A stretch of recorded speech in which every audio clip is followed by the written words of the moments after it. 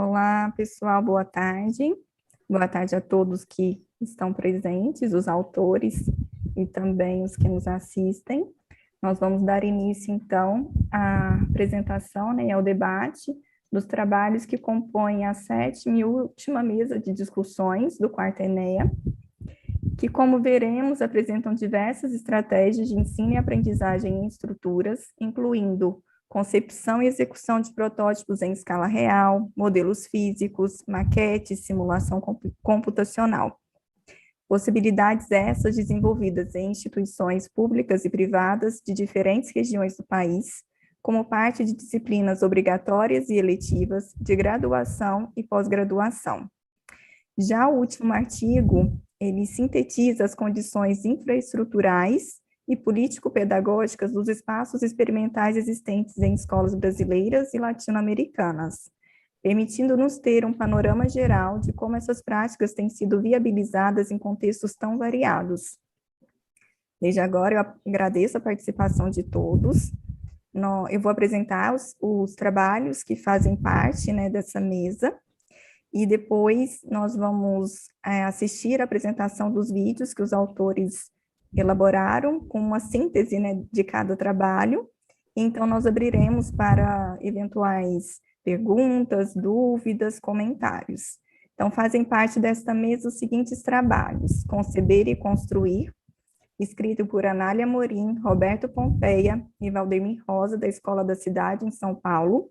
O segundo, Equilíbrio, Caminho das Forças e Construção da Forma, experiência pedagógica no primeiro ateliê de projeto, da Mônica Aguiar e do Marcos Favero, da PUC do Rio.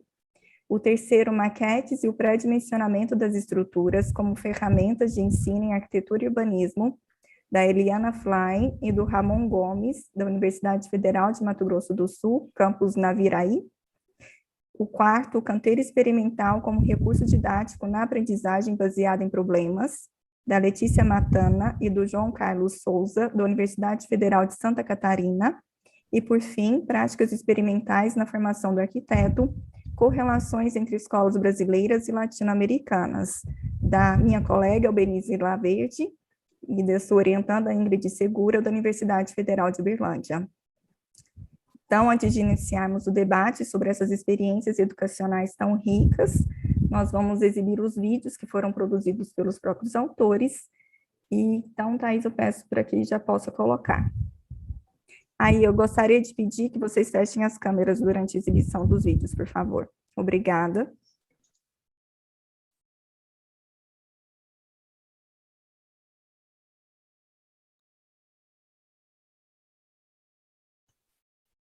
O material que gerou este trabalho vem do curso Conceber e Construir, que tem como principal objetivo estimular a intuição estrutural e construtiva presentes nas concepções formais e espaciais da arquitetura. O curso Conceber e Construir, Estruturas Leves e Pré-fabricação, é dedicado a um público ligado à arquitetura, à construção civil, à gestão ambiental, ao urbanismo, à administração de obra, a construção da cidade, e faz parte do programa de pós-graduação da Associação Escola da Cidade. O tema Conceber e Construir busca desenvolver a intuição diante da constatação de que o fazer pensando, o pensar fazendo, conduzem à formação de indivíduos que terão consciência ao projetar e ao construir de suas decisões tecnológicas e espaciais.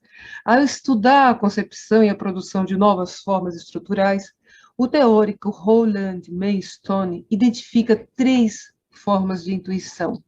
A primeira é que tenha consciência espacial da estabilidade na geometria das estruturas, o que o autor chama de intuição do comportamento estrutural, presente usualmente na maioria dos estudantes de arquitetura, na maioria dos arquitetos.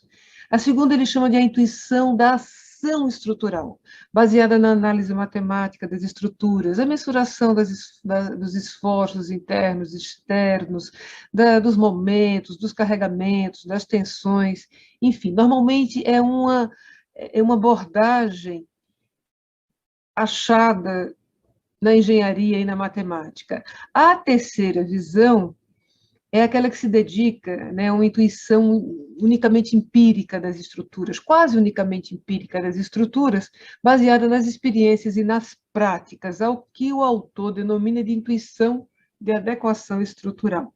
Essas três intuições nos interessam. E os trabalhos que veremos a seguir lidam com todas as três. São frutos, esses trabalhos, de 360 horas de sala de aula, de visita a fábricas, de visita a laboratórios, de visitas às obras, muitas horas de ateliê que são verificadas no projeto das oficinas, e muitas horas de oficina que são verificadas nas atividades do ateliê. Demanda-se do estudante a construção de protótipos, que não apenas aplique os conceitos formais e espaciais que ele desenvolveu no estúdio, mas que aprimore, aperfeiçoe os conceitos estruturais e construtivos ali contidos. É um curso ideado pelos professores e arquitetos Valdemir Rosa, Ricardo Caruana, Roberto Pompei e por mim, Anália Murim, que nós vamos mostrar sistematicamente os primeiros resultados nesse encontro, os resultados de 2019. Então, vou fazer essa apresentação corrida, onde nós veremos o ambiente da sala de concepção, já com todos os modelos, a linguagem de mostrar e ser verificado, né, de construir os modelos nas suas, identificar os seus nós, né, os seus problemas, a dedicação ao estudo das formas, dos materiais que precisam de forma, né, a assessoria aos modelos, o dimensionamento, a assessoria direta, a explicação dos modelos, as visitas às fábricas, aos locais, às oficinas, às usinas, enfim.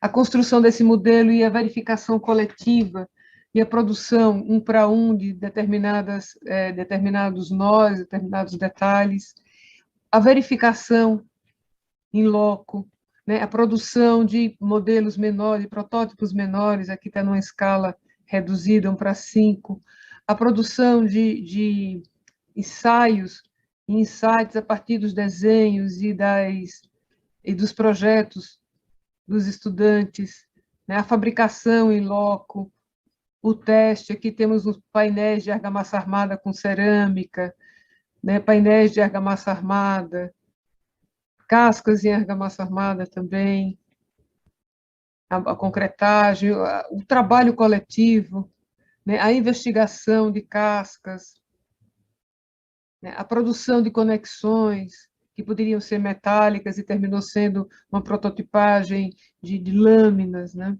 e que funcionou muito bem. Esse modelo que já foi concebido praticamente sem desenho e que vai ser parte da vida, do cotidiano da escola. Então, esse é um pouco as experiências que tivemos em 2019, as quais trouxemos aqui.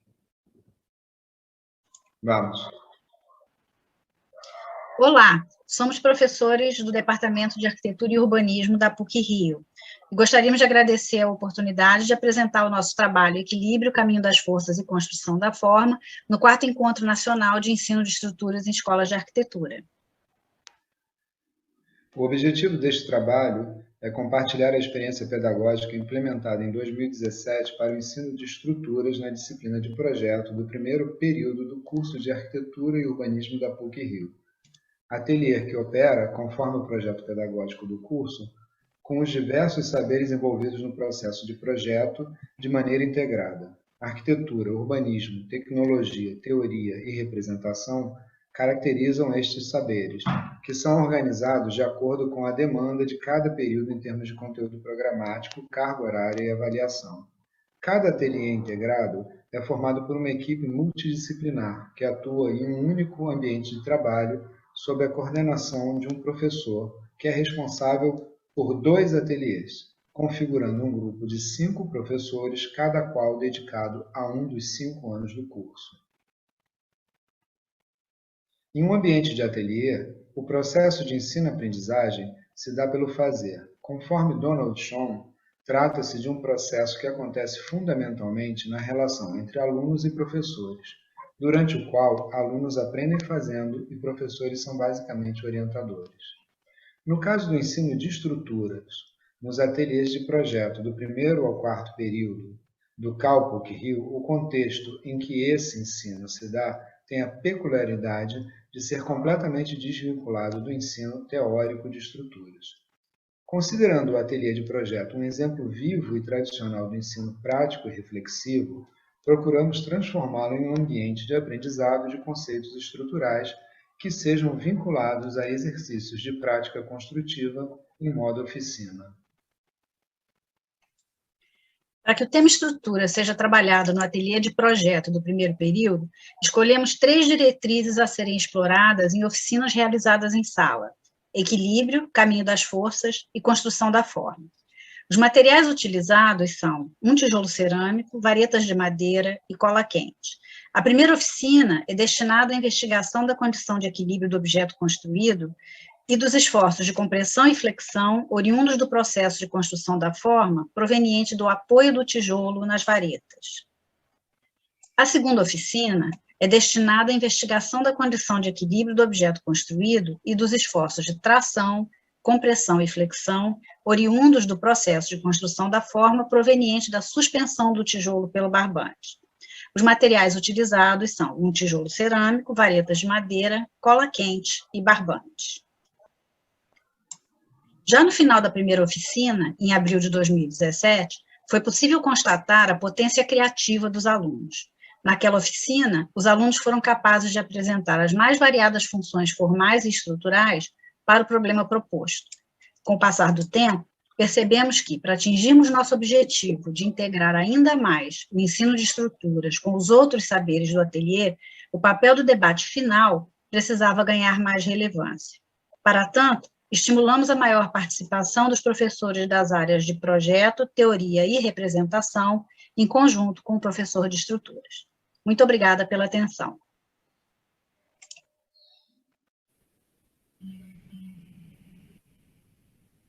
Maquetes e o pré-dimensionamento das estruturas como ferramenta de ensino em arquitetura e urbanismo, de autoria de Eliana Fly e Ramon Gomes. A importância do conhecimento das estruturas na arquitetura é um tema complexo. Há longos anos tem sido debatido por professores, pesquisadores, profissionais experientes e demais envolvidos em projetos arquitetônicos e obras. É um tema cuja relevância no meio acadêmico e profissional é inesgotável. E na obtenção de soluções arquitetônicas coerentes, arrojadas, inovadoras, duráveis, econômicas e com maior desempenho também tem grande importância.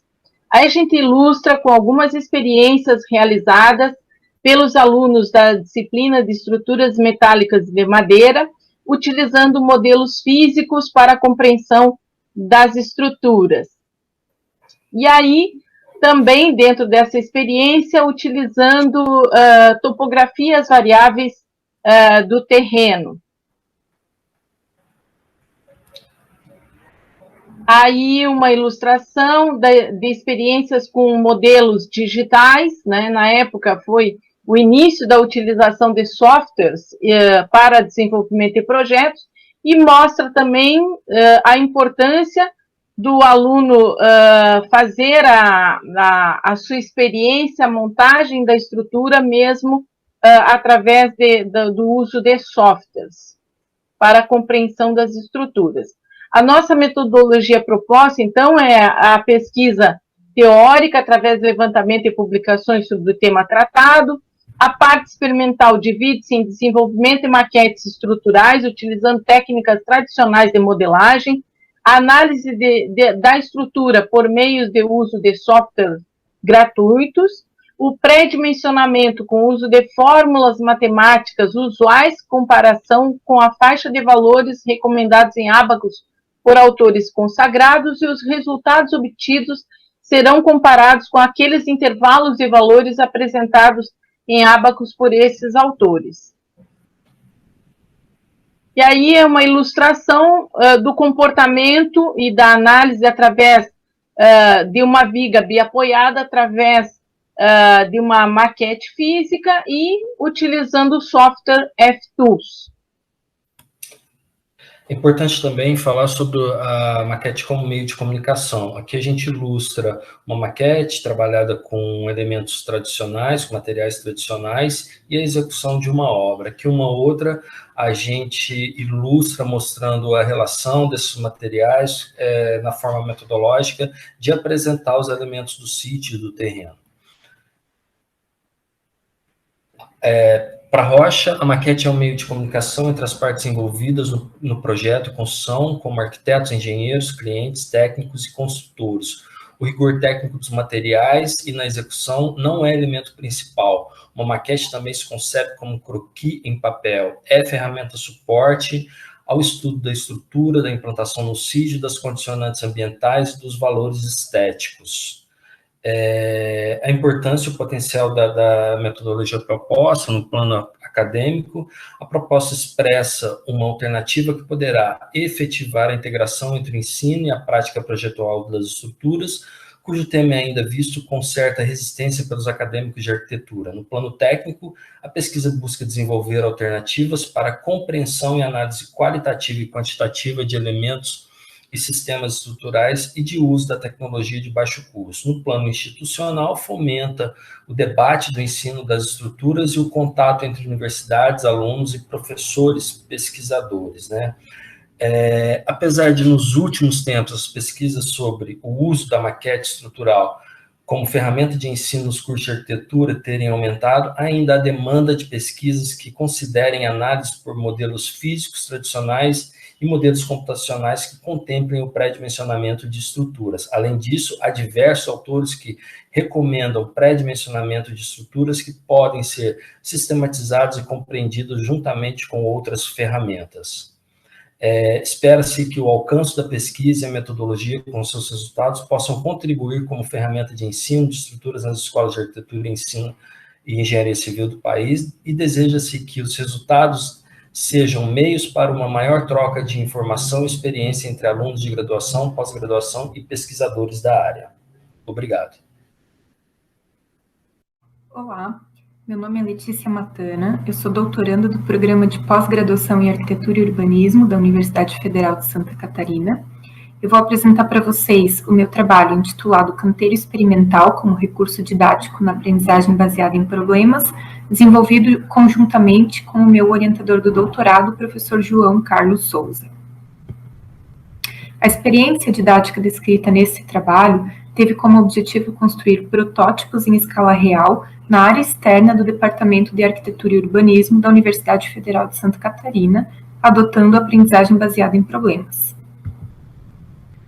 Os canteiros fizeram parte de uma disciplina optativa chamada Prática na Construção de Edifícios, ofertada em 2 semestres. No primeiro semestre do ano de 2018, onde foi construído o patamar de uma escada, e no primeiro semestre do ano de 2019, onde foi construída uma laje radier. Participaram dos canteiros os estudantes da graduação em Arquitetura e Urbanismo, e eles tiveram como objetivo identificar problemas existentes no espaço externo do departamento, e aí desenvolver um projeto e executar, materializar uma solução para a problemática identificada.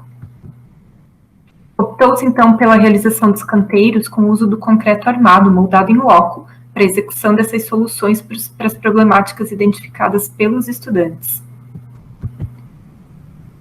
Em relação ao primeiro canteiro experimental, onde foi desenvolvido, a construção do patamar de uma escada da arquibancada do departamento, essa construção ela foi feita de forma coletiva por 20 estudantes da graduação em Arquitetura e Urbanismo. O problema que eles identificaram era a ausência de um patamar na escada da arquibancada, o que afetava um pouco a acessibilidade nesse local. Então, eles realizaram o projeto, a medição em loco, o cálculo do quantitativo dos materiais, como, por exemplo, areia, o cimento, a brita, a madeira para forma e outros, e elencaram também os equipamentos necessários para essa atividade, como, por exemplo, a pá, o carrinho de mão, a betoneira e outros. O segundo canteiro experimental se refere à construção dessa laje radier de 1,2 por 1,5 metros. Também foi uma construção coletiva, participaram 10 estudantes da graduação, e o problema identificado por eles era melhorar, né, o acesso a esse caminho no meio da grama, que interliga o departamento, os prédios do departamento, com um ponto de ônibus. Então, eles também realizaram a medição em loco e fizeram um projeto e o cálculo dos quantitativos dos materiais utilizados, bem como elencaram novamente os equipamentos que seriam necessários para a execução da atividade. Então, aqui tem alguns vídeos mostrando, né, o dia da execução desse canteiro. Aqui primeira imagem mostrando a construção e finalização da forma. E aqui alguns outros vídeos mostrando, então, a execução do concreto armado na betoneira. E depois, a inserção desse concreto armado no protótipo já construído, então, com as formas, a malha de aço e o embasamento com brita.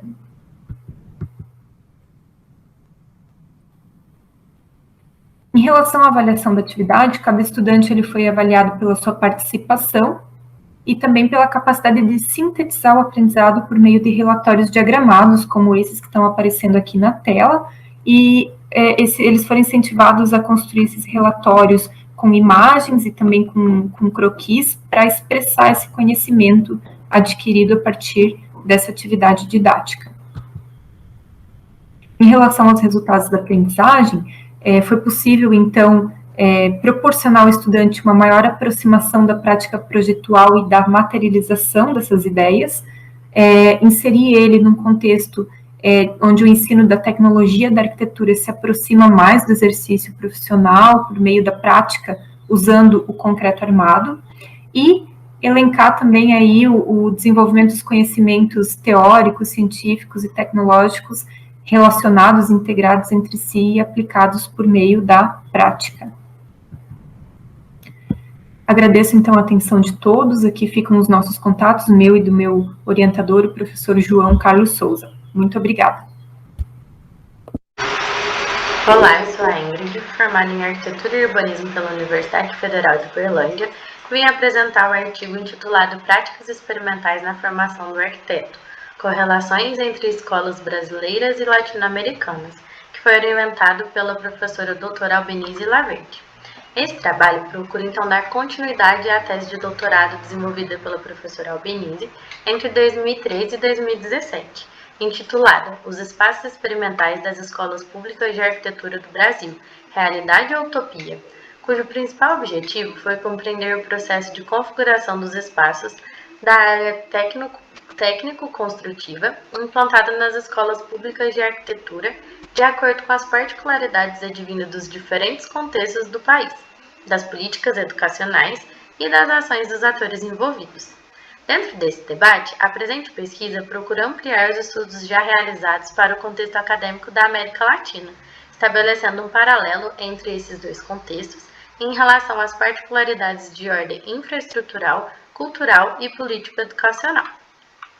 Para isso, foram inicialmente analisados os cursos de arquiteturas de 6 países latino-americanos, por meio de informações obtidas em publicações, pesquisa bibliográfica, visitas técnicas, somando 9 escolas com seus diferentes espaços infraestruturais e práticas pedagógicas na área da tecnologia da construção, realizadas em canteiros experimentais ou de obras e laboratórios.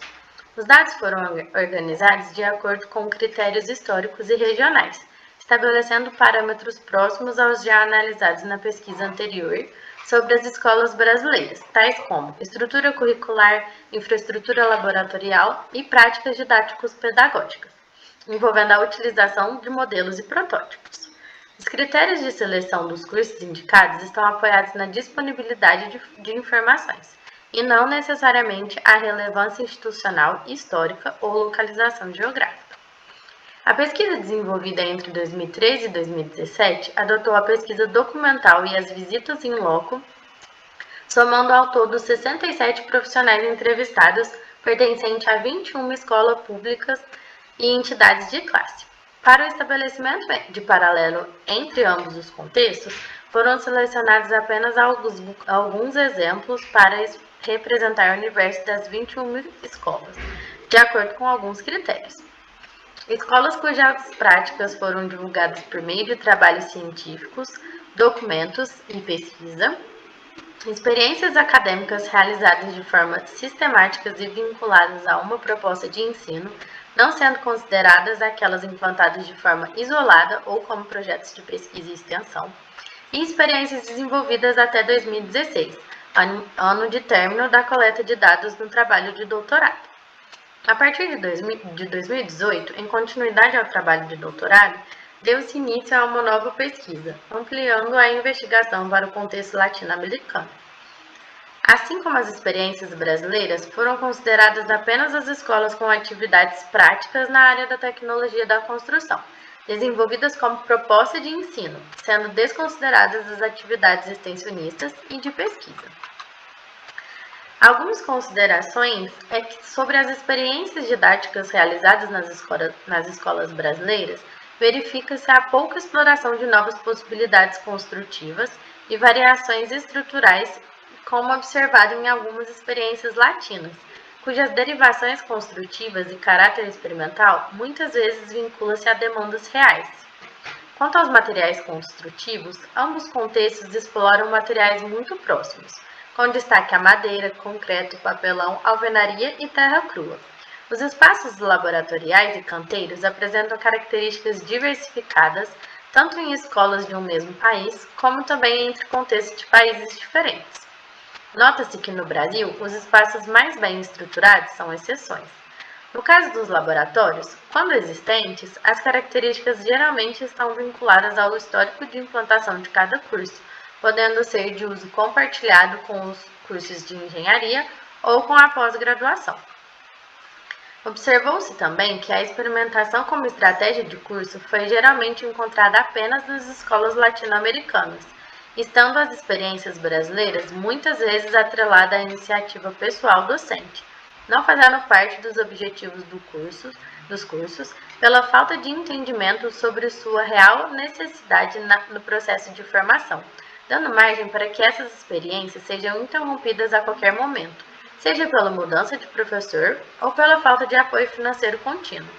Esse cenário suscita indagação se os cursos brasileiros já não foram implantados com esse entendimento deficitário, de que as atividades experimentais seriam indispensáveis, sendo o processo representacional suficiente para a resolução de inovações criativas sobre os problemas que envolvem a materialidade.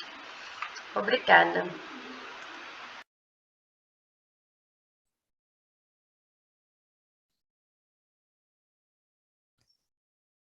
Eu gostaria de pedir para que todos os autores abram as suas câmeras novamente, por favor, e o áudio.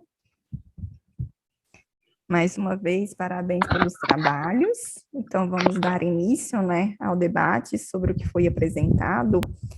E, para começar, eu gostaria de colocar uma primeira questão à mesa, considerando a diversidade de instrumentos didáticos que foram apresentados entre protótipos e modelos físicos, muitas dessas experiências identificadas como fazendo parte do que poderia ser considerado um canteiro experimental, digamos assim, nos textos, o que entendem por esse termo? E aqui eu estendo a pergunta para todos à mesa, quem quiser colaborar. Ou seja, como definiriam de fato o canteiro experimental, que é o tema central do nosso encontro, e o que o diferenciaria de outros tipos de espaços experimentais? Eu pergunto porque me pareceu haver certa confusão nos trabalhos com relação a isso. Quem se habilita a começar?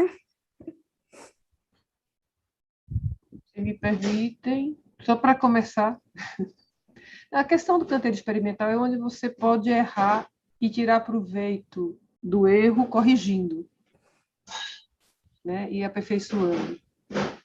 Coisas que você pode... esse convívio com o erro, quer dizer, não é errando que se aprende, é corrigindo o erro que também se aprende até mais, né? Você aprendeu uma vez e vai corrigindo. Então, essa eu acho que é a grande característica.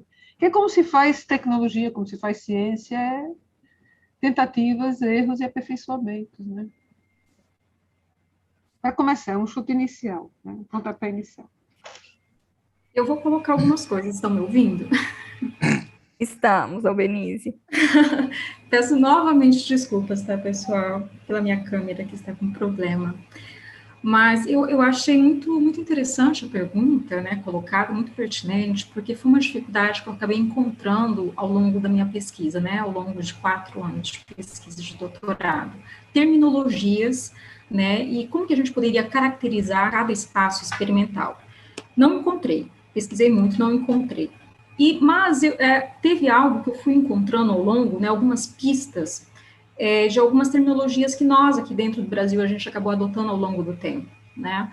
A gente não pode desconsiderar as experiências antigas que foram desenvolvidas até a implantação do canteiro experimental da FAUSP, que é uma dos espaços experimentais de maior visibilidade no país, né?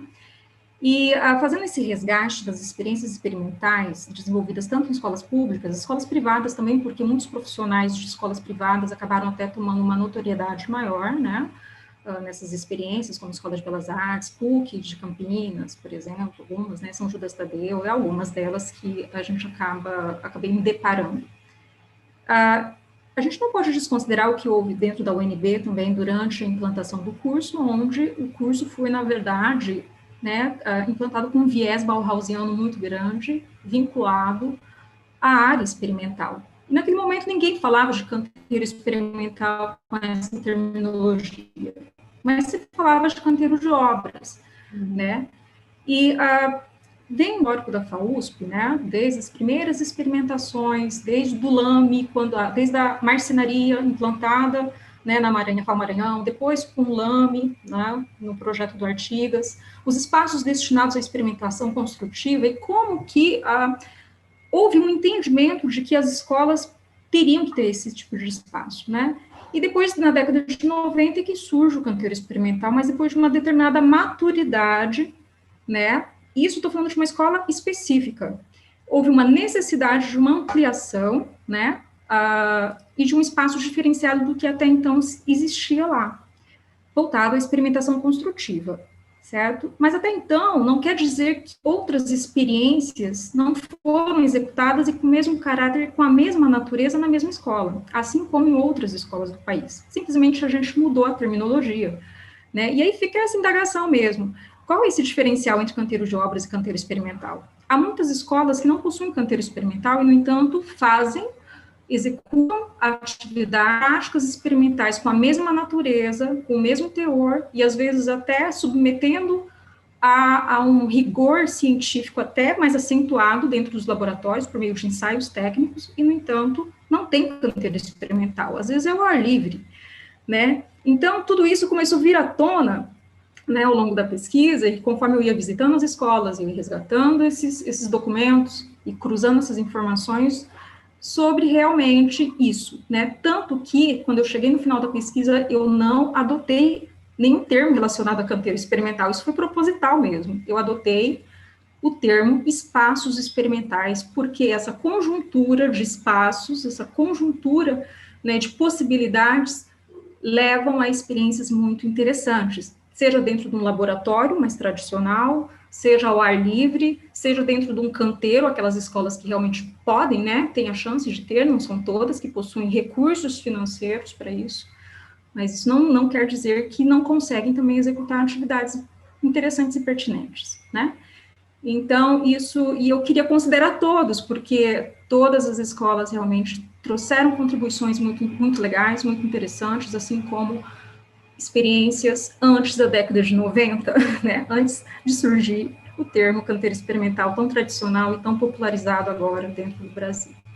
Então, é isso que eu consegui, né, assim, resgatar. Eu acho que fica para debate isso, né, o que vocês acham desse levantamento. Beniz, agradeço pelo resgate histórico dessas práticas. Eu gostaria realmente de ter ouvido isso. A gente chegou a conversar a respeito, né, quando fizemos aquele encontro remoto, e não sei se todos conseguiram participar, que você acaba trazendo também essas questões, né, sobre a nomenclatura. E acho assim importante porque era até um argumento do João Marcos na pesquisa do Fernando Minton, né?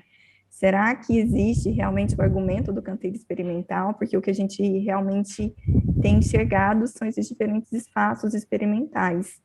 Então, a minha questão foi mais sobre essa confusão, pelo fato do tema central ter sido levantado enquanto canteiro experimental, me pareceu mais uma necessidade de adequar o tema, não desmerecendo as outras práticas. Eu acredito que todos esses espaços sejam importantes. Era isso que eu queria colocar, que eles são importantes, não necessariamente que sejam ou não chamados de canteiro. A Eliana queria falar, pode ir. É com você a palavra. Tá. Obrigada. Bom, primeiramente, eu gostaria de agradecer, né, por este evento maravilhoso, agradecer à comissão, parabenizar, né, eu acompanhei desde o primeiro dia. É um momento bem difícil para todo mundo, né, a gente compreendeu todas essas idas e vindas, mas está ótimo, excelente, eu acho que daqui a gente está levando, assim, muitas reflexões. Eu sou engenheira civil, eu falo que sou engenheira civil, sou engenheira de formação e arquiteta de decoração, porque eu dou aula na arquitetura há mais de 30 anos, né? E também, assim como o professor colocou hoje pela manhã, acho que o professor Ricardo, a gente acaba mudando também o nosso comportamento, a nossa percepção, a gente acaba, claro, amadurecendo e aprendendo formas diferentes de ensinar, né? Porque a nossa formação, a minha foi muito sólida, muito forte na área de estruturas, de cálculo, de dimensionamento de estruturas. Inclusive, eu ia ser engenheira calculista. E cheguei na turma de arquitetura e quebrei paradigmas como profissional, como professora, com o perfil da turma, e me encantei. Eu dou aula até hoje, para mim é uma grande provocação, né? Eu desenvolver atividades e de forma que os alunos da arquitetura compreendam e entendam. Gostei muito da fala da professora Amália, né, que fala a questão da intuição, né, que é importante. Então, a gente trabalha bastante esse lado, sem nunca esquecer a parte técnica, que tem que andar junto, né. Em relação à tua pergunta, eu achei muito interessante essa colocação, né, e a Albenize fez aí considerações muito importantes.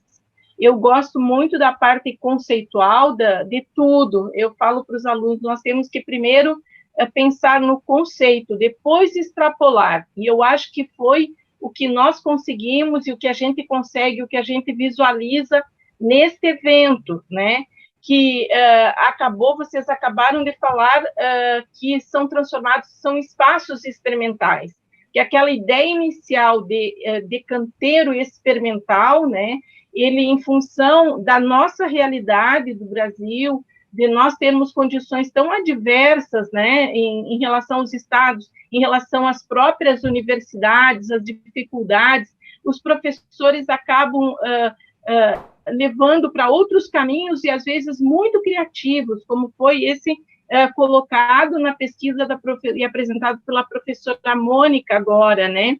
Eu acho que nós temos outros exemplos de professores, eu dando aula numa instituição particular também, eu vi, às vezes, dia de chuva, professor de topografia fazendo levantamento topográfico dentro da unidade, dentro do pavilhão, dentro da edificação, né? Então, eu acho que nós transformamos realmente os espaços em espaços locais experimentais, em canteiros, entre aspas, né, experimentais. Eu acho que aqui está mostrando bastante essa forma de extrapolar o conceito, né, e trouxe para a gente ainda muitas informações e muitas reflexões, muitos resultados, eu acho que virão a partir desse evento.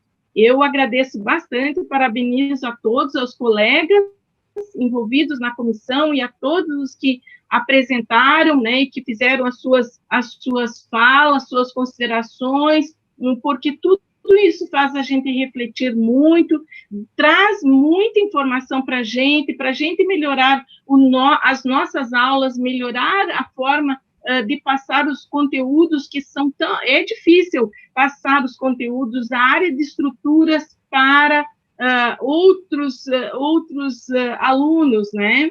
É um grande desafio, mas eu acho que esse evento trouxe muito material riquíssimo para a gente extrapolar mais ainda, né? Eu agradeço muito, eu acho que é isso.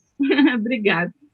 Eu que agradeço, Eliana. Que bom, porque acho que um dos objetivos nossos era justamente tentar atingir cada vez mais professores que atuam nessas áreas, né? Às vezes a gente fala que parece que nós estamos falando já para iniciados, né? E a gente gostaria justamente de dialogar com outras pessoas, como você colocou. Muito bom. A Mônica gostaria também de fazer algumas colocações.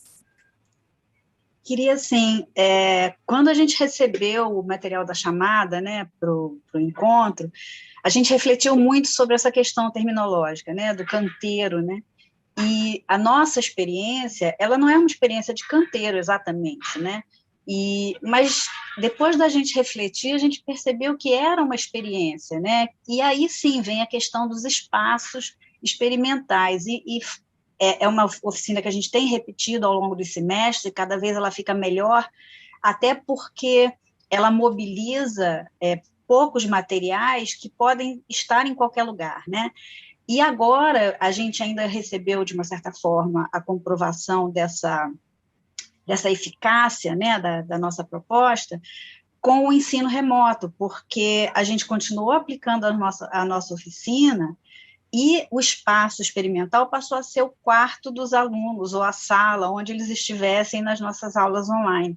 E a gente acompanhando, né, o momento em que eles estavam construindo ali, assim, foi uma experiência riquíssima nesse sentido, inclusive dessa transposição, né, por causa da limitação da pandemia, da gente conseguir continuar aplicando o nosso exercício, a nossa oficina. Então, assim, a questão do canteiro experimental, ela, de uma certa forma, amarra muito, né, limita um pouco a atuação de nós, professores, porque nem todas as universidades dispõem desse espaço, né, e na medida em que não dispõem, a gente pode simplesmente deixar de fazer, né, e a nossa proposta é justamente essa, de que qualquer espaço é espaço, né, é só adaptar a experiência. Então, assim, foi uma oportunidade boa da gente poder discutir essa questão, né? Letícia? Oi, boa tarde a todos.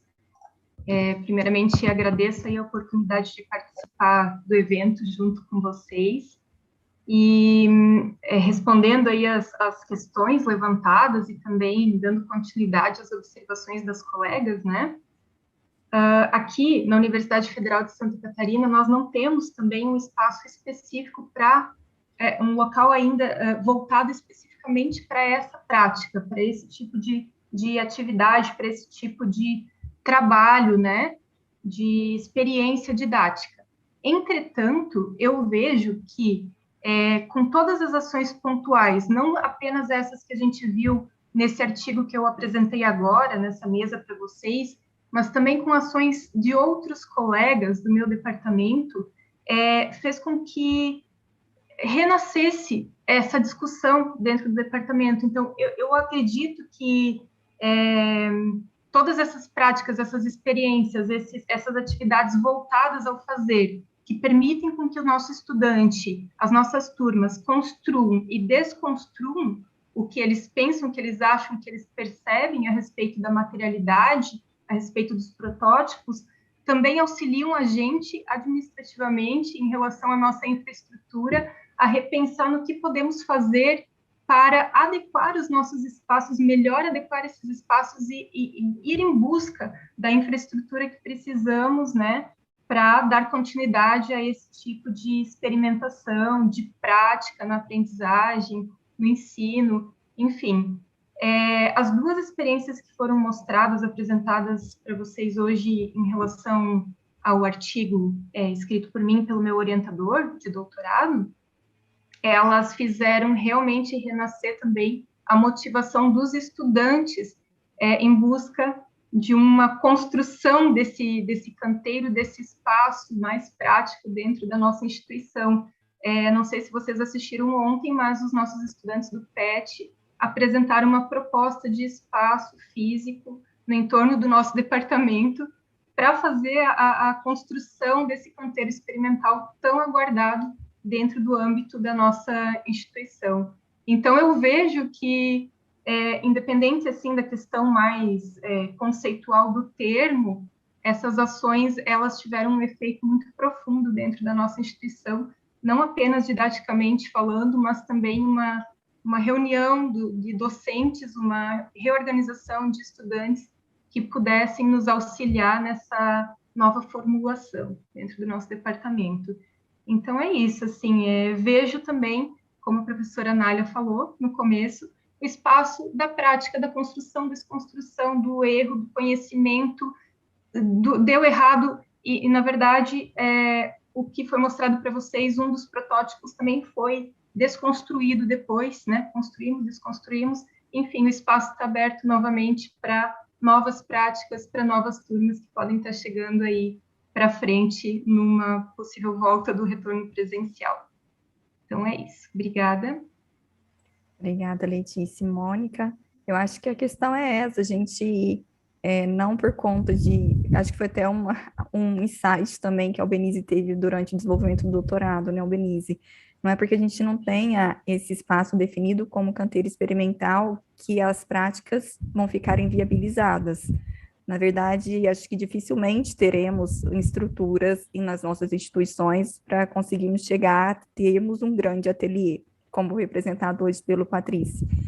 Mas isso não significa que todas as demais experiências elas sejam descartáveis ou inviabilizadas, na verdade. Acho que isso fomenta que a gente vá tentando amadurecer dentro dos nossos cursos, enquanto um projeto também, que não basta ser somente uma iniciativa docente, porque os docentes passam, tem que começar a amadurecer dentro de cada instituição. Acho que isso é um ponto importante.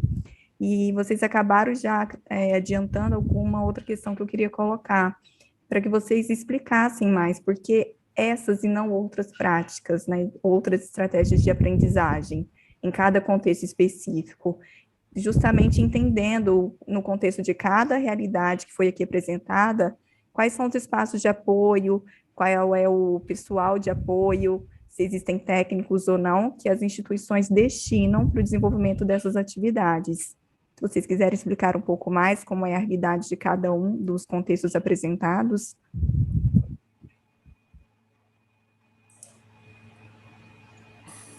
Posso falar? Boa tarde para todo mundo. Queria também agradecer a participação.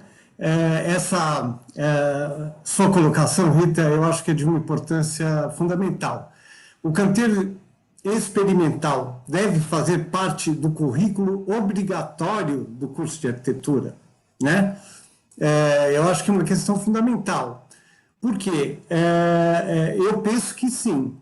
Porque é uma primeira oportunidade que o estudante vai ter de ter contato com a construção de fato e vai perceber como poder projetar sem saber quanto pesa o concreto. Não adianta a gente colocar lá na lousa que é 2.500 quilos por metro cúbico.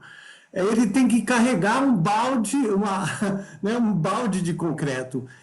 Frequentemente eu faço essa pergunta para vários professores e arquitetos: quanto pesa um bloco de concreto de 19 por 19 por 39, o famoso bloco de concreto? Invariavelmente ninguém sabe. Invariavelmente.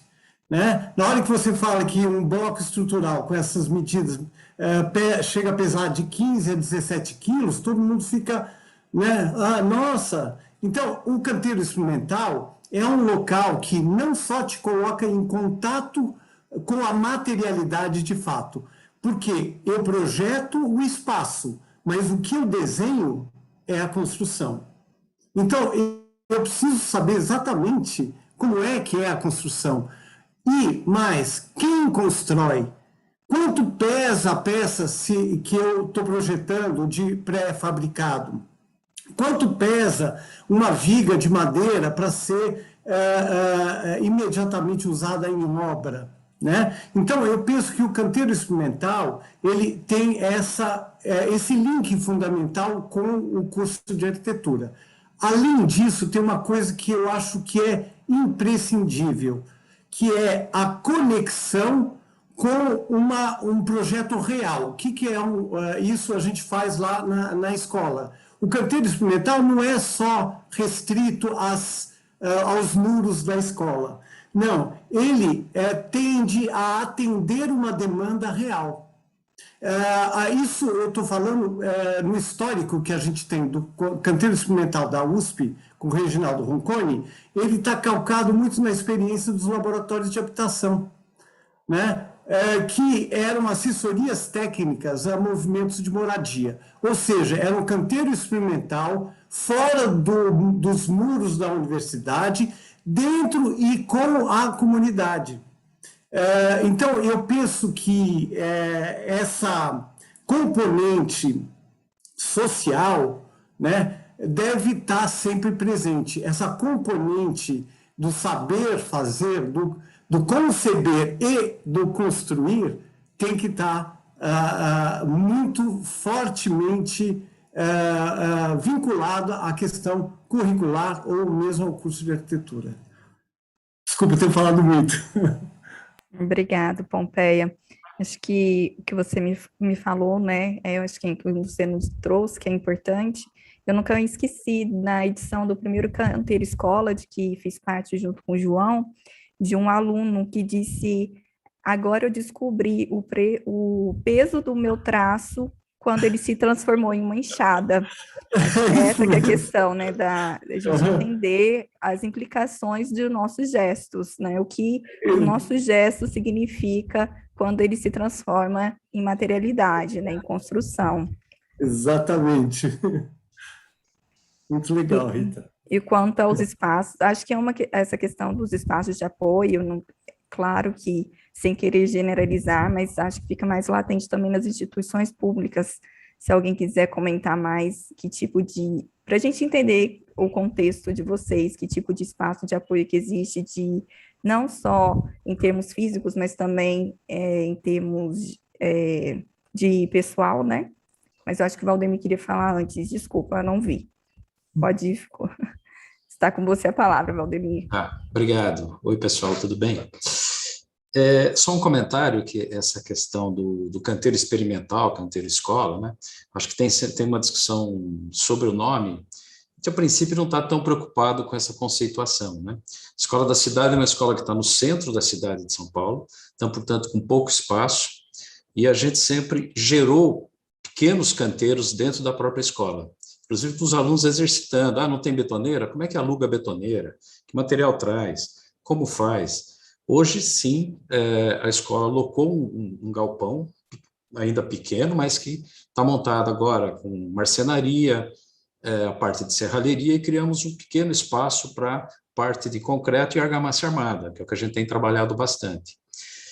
E é interessante essa questão, quando se fala no canteiro na escola, quando faz e refaz, desmonta e quebra, tem um outro item que é a geração do entulho. Quer dizer, o que a gente faz com esse entulho que a gente produz dentro do próprio canteiro? Nós estamos pensando também que a gente pode reciclar esse próprio trabalho, e com o próprio entulho que a gente gerar outros trabalhos. Então, vai gerando uma série de itens, e como o Pompeia comentou, a gente tem tentado discutir essa questão de quando você experimenta na escola, vai para um canteiro real, e como é que o canteiro real vai trazer coisas novas para esse canteiro na escola, né?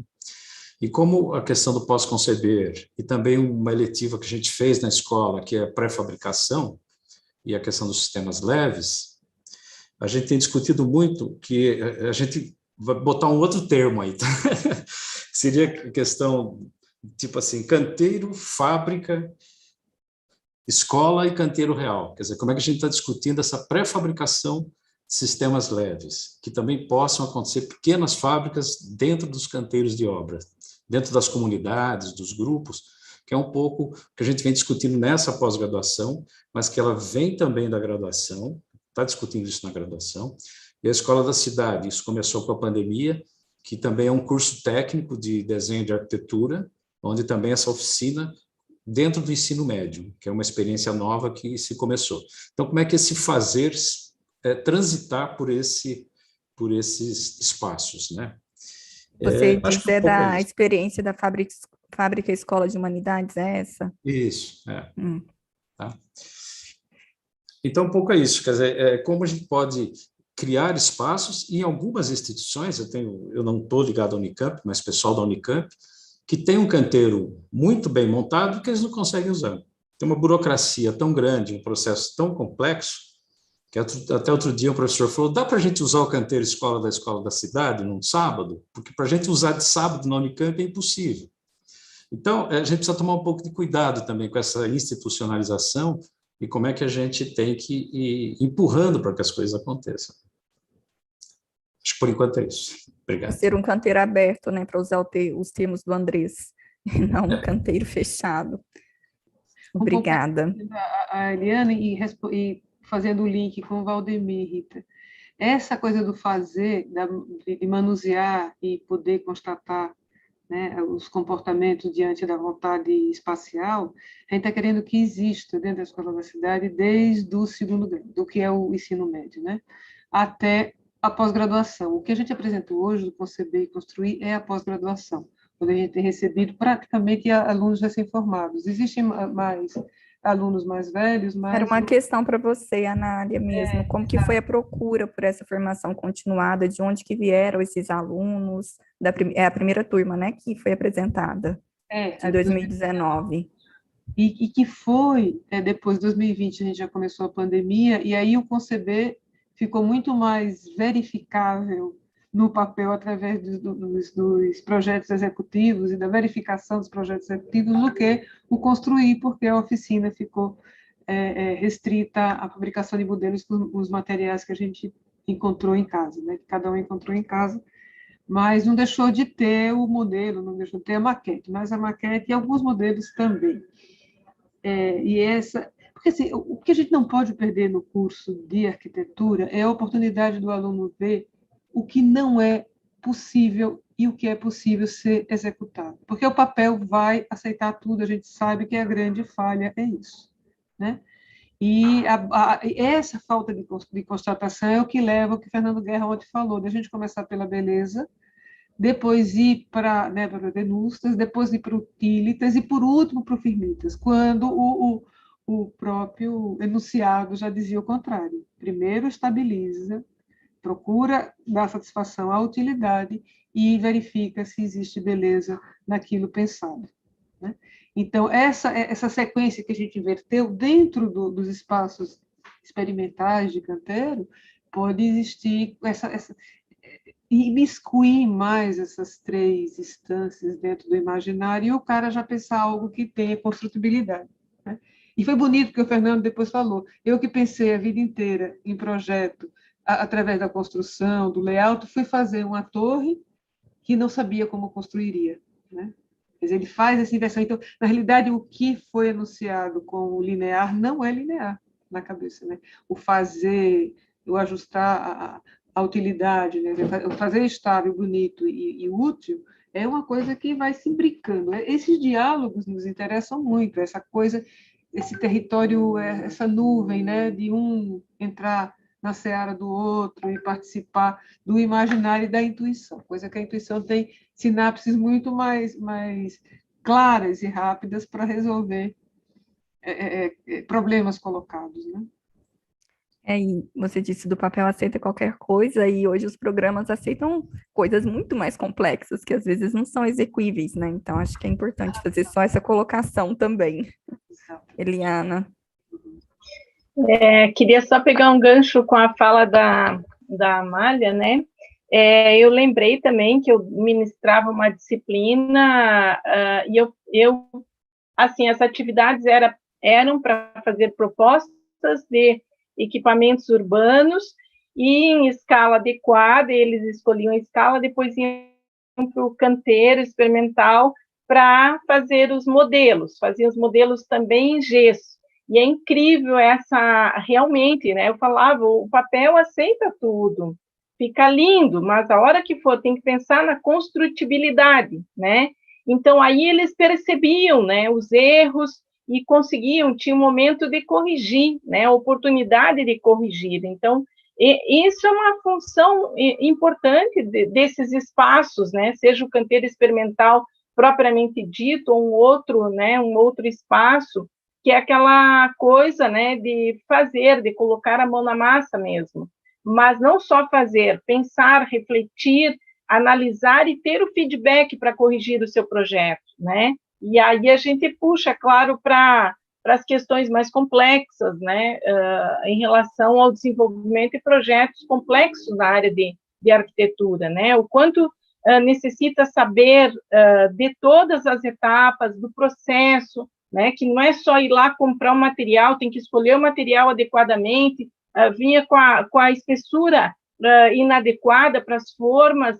Mas o vendedor vendeu, né? Sim, mas e quem está comprando é um futuro profissional, né? Então, é todo o processo. Isso tudo se desenvolve no canteiro experimental, no laboratório experimental, né? E isso é muito legal. Então, é isso mesmo, o papel aceita tudo, mas a hora que vai fazer, né? Imagina em obras complexas. Aí eles começavam a pensar, puxa, professora, mas e aquelas formas, né? Aquela monte de formas para executar estruturas de concreto. Eu falei, então, tem todo o processo, né? Assim, a gente está fazendo algo bem pequeno aqui para realmente mostrar a importância do saber e do entender para também fazer com que o projeto se realize como pensou, né?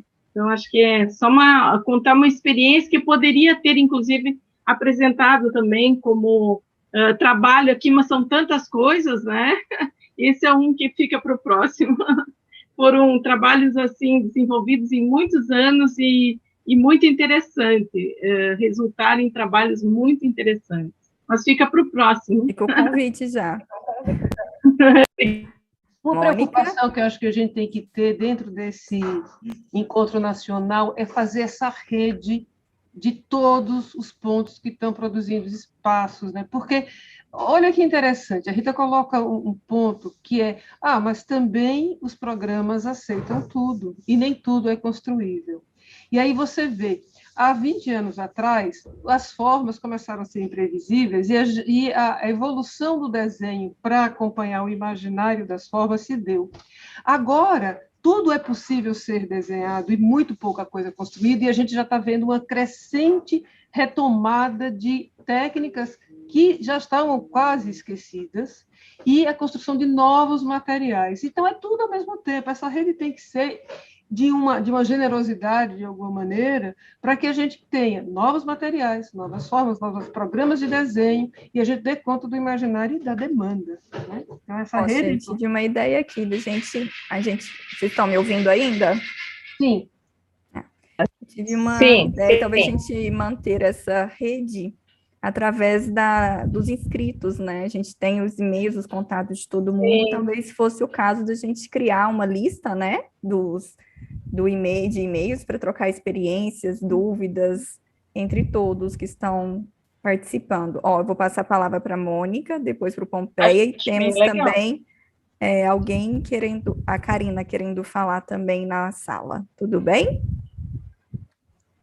Mônica.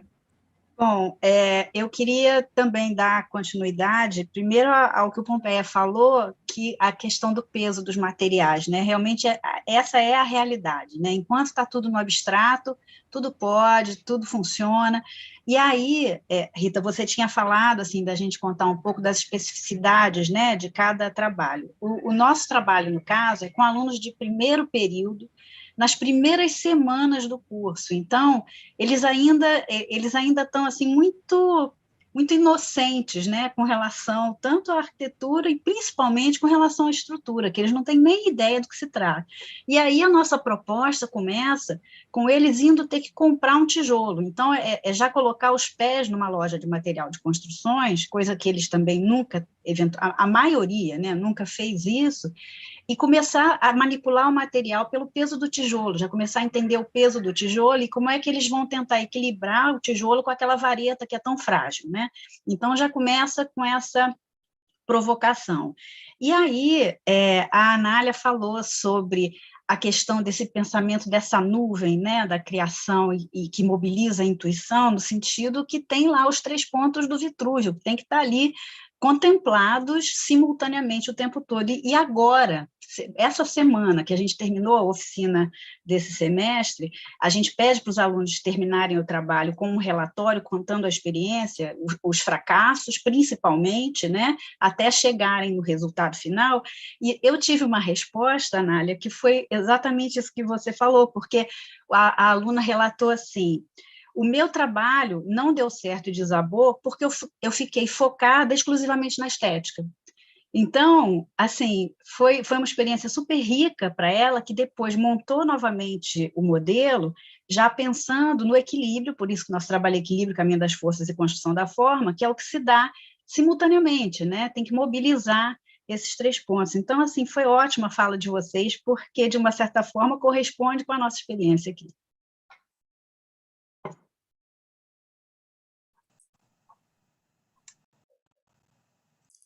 Sou eu agora? Pompé, e depois eu vou passar para a Albenice, também gostaria de falar. Tá ok. Vou aproveitar esse gancho da Mônica, né? Porque eu não sei se vocês estão me ouvindo. Eu travei. Pode continuar, estamos ouvindo. Deu uma travada? Não, mas estamos ouvindo. Ele não está ouvindo a gente, talvez. Pompé, você está ouvindo a gente? Ele é que não ouve a gente.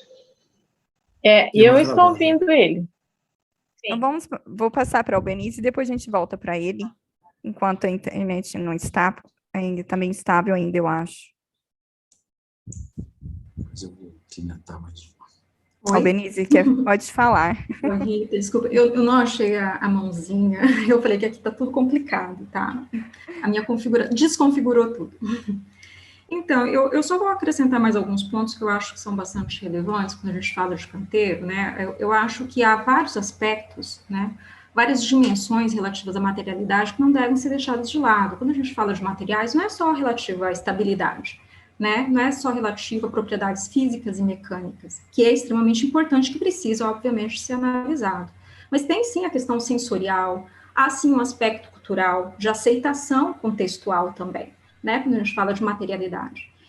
E então, isso influencia muito quando você está, no caso, fazendo algum tipo de intervenção, a questão da aceitação, por exemplo, a questão econômica também, a variável, né, econômica, enfim, e também relativa à questão ambiental, né, quando você analisa todo o ciclo de vida relativo aos materiais. Isso quer dizer, há muitas dimensões envolvidas com a questão da materialidade. E quando a gente fala de espaços experimentais, eu acho que a questão da multidisciplinaridade é muito importante, né? Esse envolvimento de não só dos professores da área da tecnologia da construção. Então, eu acho que existe uma corresponsabilidade muito grande entre os professores de um curso para um ensino pleno relativo à área da tecnologia, né? Então, está tudo interligado.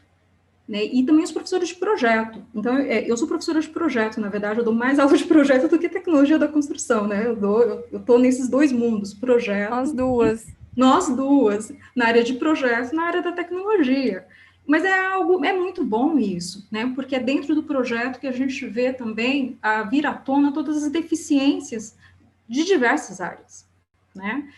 Então, que é o momento da aplicabilidade dentro do projeto.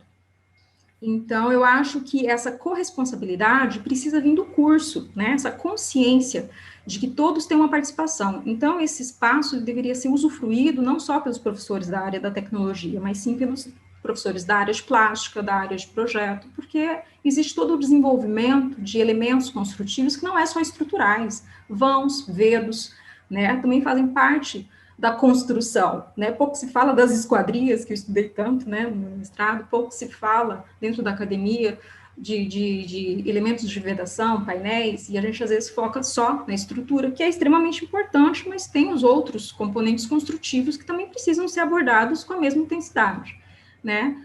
Relativos à durabilidade, compatibilidade entre materiais, né? Então, há tantas questões envolvidas com a materialidade. e que são muito importantes. E o que é polido, o que é áspero, né? As sensações que a materialidade emite ao usuário também são tão importantes. A gente vê quando eu sei que todos vocês, né, devem ter estudado muito, não é só eu, mas sobre a Bauhaus era tão legal ver que as práticas experimentais envolviam todos esses aspectos, né? Os aspectos sensoriais relativos aos materiais. E também, em paralelo, a questão da estabilidade. Então, eu acho que isso é importante da gente também trabalhar, né, e tentar envolver mais nesse tema que a gente está aqui debatendo, né, nesse evento, expandir também para os cursos, né, divulgar mais. Então, eu não vou falar necessariamente do meu curso, né, eu vou falar de uma forma geral. Você sabe dos pontos positivos, né, e negativos que a gente ainda está lutando para mudar, né? Os cenários, os aspectos que a gente ainda tem aí um longo caminho aí pela frente. Então, eu acho que é isso, essa corresponsabilidade. E esses pontos de encontro, né? Eu acho que o aluno também tem responsabilidade, não é só o docente, não. Né? Na questão de estabelecer pontos de encontro e desse paralelo entre disciplinas, dentro do projeto, o aluno também tem que ter esse esforço, né, de contribuir nesse processo de aprendizado, né, de envolvimento. Então, acho que é isso que eu acho que a gente precisa, eu acho que discutir mais, né, as diferentes dimensões relativas à materialidade, e que são extremamente importantes dentro do projeto arquitetônico. E quando a gente fala de demanda social, não é só habitação, né, existem outras problemáticas sociais que precisam ser atendidas. Então, eu acho que o que a gente tem que fazer é levantar quais são os problemas da sociedade.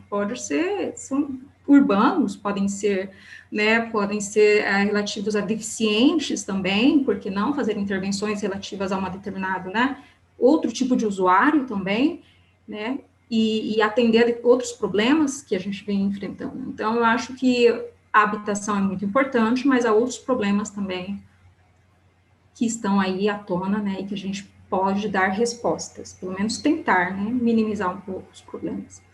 É isso aí, Rita.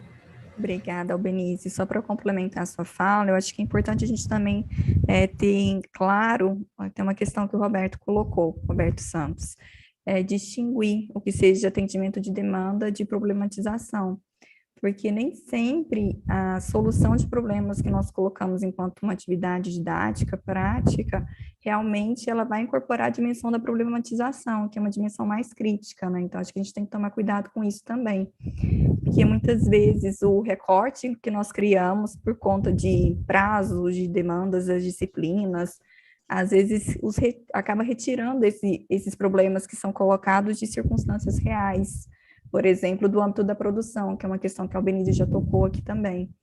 Então, a gente tem que ter uma abordagem, tomar cuidado para não perder também essa abordagem mais ampla, que inclui também questões, a dimensão histórica, a dimensão da mão de obra, para a gente entender por que nós escolhemos resolver certos problemas da habitação social, por exemplo, e não outros. Sempre trazer essa questão também. E a Malu colocou aqui no chat, que eu vou ler porque o pessoal do YouTube às vezes não tem acesso, que acha que pouco se fala dos elementos de fechamento, de revestimento, pois se pressupõe que eles estão disponíveis, que eles são dados, e nós não nos entendemos enquanto produtores também desses componentes. Eu posso fazer uma colocação sobre isso, Rita? Desculpa, só para complementar, eu achei muito legal isso, porque eu tive a oportunidade de participar de uma mesa redonda, anos atrás, com vários setores da indústria em São Paulo, e que choveram críticas, principalmente relativas a isso, sobre a formação dos alunos atuais, né, a nova formação, principalmente sobre os materiais construtivos, por exemplo, esquadrias, vidros, revestimentos, e que muitas empresas estão tendo que adotar como estratégia criar departamentos para dar consultoria aos arquitetos, principalmente depois do estabelecimento da nova norma, né, em 2013, de desempenho, e que muitos profissionais estão tendo muita dificuldade de entendimento de atender a norma, né, devido à formação, e que uma das estratégias da indústria tem sido essa. Então, eu acho que é muito relevante que a professora Maria Luísa traz, né, que às vezes a gente está deixando um pouco de lado de discutir. Obrigada, Albenize. Eu vou passar a palavra para o Valdemir, que ele já está esperando há um tempinho, e depois para a Karina. Tudo bem? Oi, Peça. Então, acho que é só para complementar um pouquinho, que assim, eu acho que todos os trabalhos são muito importantes, eu acho que assim, eles vão se complementando, esses trabalhos vão se complementando, e a gente está ainda preocupado com a questão, obviamente, dos alunos de arquitetura entenderem o fazer, para que esse fazer possa mudar o projeto, quando também tem pensado, vai até o canteiro real, para entender os problemas que existem no canteiro, isso também altera, é diferente do canteiro experimental, né? E tem uma coisa que vai acontecer, que nós vamos ter que caminhar, que a gente também ainda não sabe como, mas como quem constrói também projeta. E como é que esse diálogo vai poder acontecer? Que acho que esse vai ser a grande coisa. Como é que não é simplesmente escutar o que acontece e você voltar com um projeto, mas como esse projeto acontecer no canteiro, trocando conhecimentos de quem produz. E eu, assim, a gente vê que uma possibilidade de acontecer isso são nas associações de moradores, nos grupos que têm se constituído com escritórios de arquitetura coletivos, onde você tem uma discussão mais aberta. Então, eu acho que a gente tem um campo muito grande, a questão de esquadrias que se comentou, se pensa em construir em mutirão a parte de estrutura, a parte grossa da obra, mas por que não montar uma pequena fábrica de esquadrias dentro do próprio canteiro? Então, tem muitas coisas que podem ser... Foi a pesquisa de mestrado da Albenizi. Ah, é? Ah, tá. Então, quer dizer, como é que esse processo de produção é retomar o poder? A gente tem falado um pouco de desempacotar a tecnologia. A indústria reclama, mas ela também esconde a tecnologia. Quer dizer, o processo deles é fechado, é de que eles tenham a tecnologia sob controle. Sim, eu sou mais da velha guarda um pouco, a gente desenhava todas as esquadrias de ferro e o serralheiro executava, desenhava as esquadrias de madeira e o marceneiro executava. Hoje se tem um vão e a empresa vem e bota a esquadria que ela quer. Então, eu acho que esses desafios é que a gente tem um pouco pela frente. Isso aí, como a Renata comentou, e o que é oferecido às vezes é muito ruim, né? Então a gente tem que se pensar também. Eu vou passar a palavra, acho que a Karina até desistiu e abaixou a mão. Então, se você ainda quiser falar, me avise, Karina, mas eu vou passar então para, acho que foi a Eliana que apareceu primeiro, ou foi? Não, pode passar para a Anália, ela está pedindo, Anália, então não vai tem problema, eu aguardo. É breve. Nessa rede, a gente tem que retomar a todos os institutos que trabalham o material. A gente tem falências de escritórios internacionais por falências bobas de revestimentos. E a gente perde... Hoje a gente viu no Crater, eu achei maravilhoso a quantidade de materiais disponíveis, né? Quando ele mostra o pavilhão, que tem a mesa, não sei quantas argilas, não sei quantas... Quer dizer, é retomar para saber a obsolescência. Por isso que a pergunta da obsolescência vem, porque a gente está concebendo, mas não está acompanhando a concepção. E a gente está falindo na obsolescência, muitas vezes. E a gente perdeu o IPT, né? Os laboratórios de materiais construtivos, quais são? Baumgarten, né? Vai por um lado, mas o de tudo. Quem é que está cuidando da saúde da terra, da saúde da madeira, da saúde do aço, né? da contrapropostas maresias, tanta coisa, né? Então, eu acho que a gente tem que ter essa rede urgente, nessa tecnologia depauperada e nessa ciência desacreditada nesse estágio de Brasil, a gente tem que ter os tentáculos internacionais para vir com as melhores coisas, não para aumentar a servidão de importação, mas para entender como é que algumas coisas podem funcionar, algumas colas para o nosso clima, para a nossa umidade, para a nossa costa tão, né, quilométrica. Então, isso tem que estar preciso nos nossos papers, né? Para a gente não perder na boca do gol, né? Não perder a chance.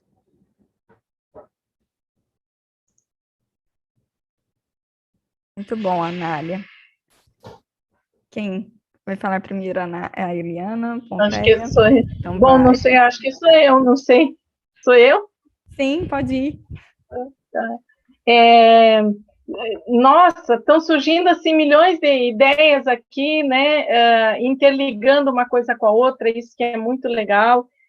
Eu lembrei também lembrei quando a Albenizi falou de todas as necessidades que precisam ser discutidas mais, né, nós temos realmente cada vez mais temas, assuntos relevantes. Obviamente, a gente está saindo um pouquinho do tema do evento, né? Mas acho que é um momento importante que estamos unidos aí, pensando nas questões necessárias para a cidade, né? E a Albenise ressaltou vários aspectos importantes de serem discutidos, quem sabe, em outros eventos, talvez, né? A questão do saneamento básico, né? Eu lembrei também da tua fala, da tua palestra inicial, que tu mencionou, né, sobre os operários da construção civil. Eu também tenho me questionado muito sobre isso, eu observo as obras ao redor de onde eu moro, né, e vejo eles trabalhando o dia inteiro, e são invisíveis, né? Então, nós temos várias questões relacionadas a esses funcionários, né, que contribuem para que as cidades evoluam, existam e sejam construídas, e não são apresentados, não são discutidos. Então, pegando um gancho da Annelise com o Theo, né, e aí a minha mente aqui fica também a mil, pensando em vários outros temas que merecem realmente discussões maiores, né? Eu acho que aqui é uma grande oportunidade da gente levar adiante, quem sabe, essas ideias, né? Como essa aí de criar uma rede entre profissionais, né? Mas eu acho que é isso. Com certeza eu vou lembrar de mais coisas importantes aí que eu gostaria de falar, mas por enquanto é isso. Obrigada. Mas eu acho que essa ideia da rede é interessante, porque para a gente não deixar esfriar, né? A gente não voltar a discutir somente daqui 3 anos, quando tiver a 5ª edição do Enea. Eu acho que a gente tem que continuar esse diálogo de outras formas. Acho que sim. Uhum. E uma outra questão importante também, a gente já está pensando em ampliar, né, esse escopo, já vimos conversando desde o último Enea, para ser bem sincero, mas não conseguimos amadurecer a tempo. Enfim, eu acho que a questão é a gente pensar em produção, em termos de produção de arquitetura, não só de estruturas em arquitetura, né? Acho que o encontro ele tem já se aberto mais para esse viés, a gente entender a cadeia produtiva como um todo. Pompeia, por favor. Desculpe, minha rede caiu bem na hora que comecei a falar. Eu ia me referir um pouquinho à questão que a Albenise falou e à questão da Mônica, ensinando caminhos de força e estabilidade das estruturas logo de cara. Isso se une também à questão da concepção da arquitetura, que deve estar atrelada à concepção estrutural, né?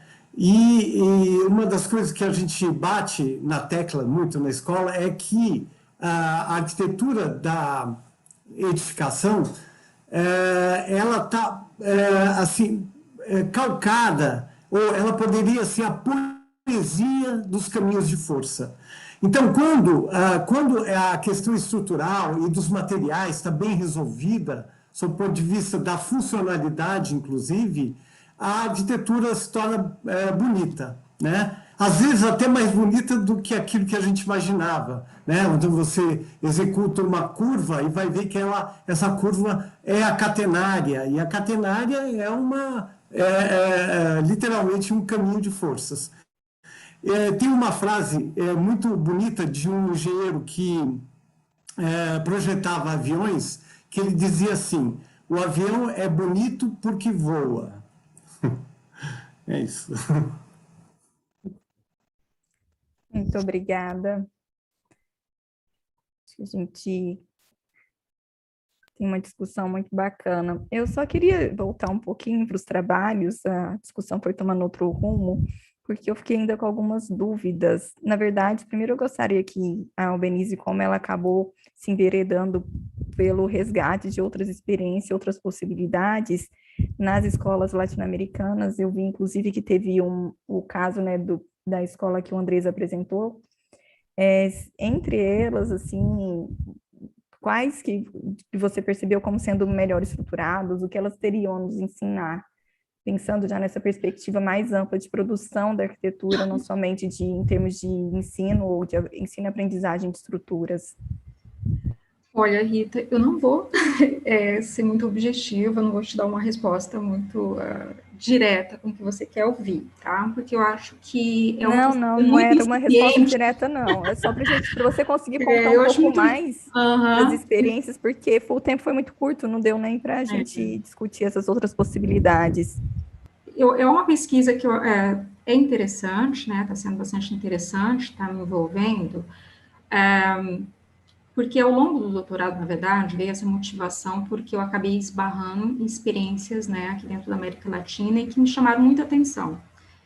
E depois eu tive a oportunidade de acompanhar algumas experiências, eventos também fora, principalmente no Chile, e que, novamente, a estruturação do ensino me chamou muito a atenção. E eu vi que havia uma interface muito forte com o meu trabalho, né? A questão relacionada à estruturação é a forma de abordagem da materialidade.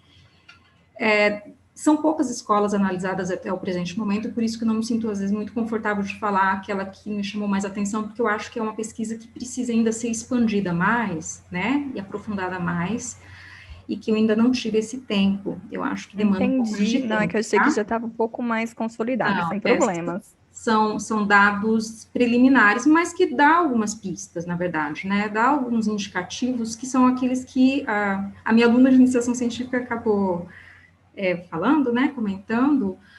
Algo que eu vi que me chamou muita atenção quando você fala em materialidade, você vê que para ter essa sustentabilidade dentro do curso, não haver essa vinculação, às vezes, direta com o professor, com iniciativa pessoal, né, com às vezes, um interesse pessoal, precisa estar mesmo dentro de uma estruturação curricular, né, essa importância, e eu vi em algumas dessas escolas, né, então, quando você lê o projeto pedagógico, é que nem todas disponibilizam, né, por isso que eu acho que tinha que expandir mais a pesquisa, para que outras fontes sejam consultadas, né, para que eu tenha um pouco mais de propriedade para falar.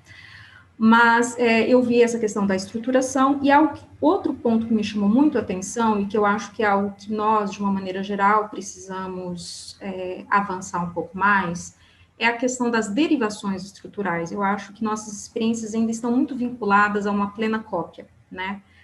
A pouca reflexão dentro de um canteiro, por exemplo, dentro de um espaço experimental. Então, a partir do momento que há um total entendimento mesmo sobre o comportamento estrutural, o comportamento físico dos materiais, eu acho que a gente consegue avançar, evoluir em novas proposições, né?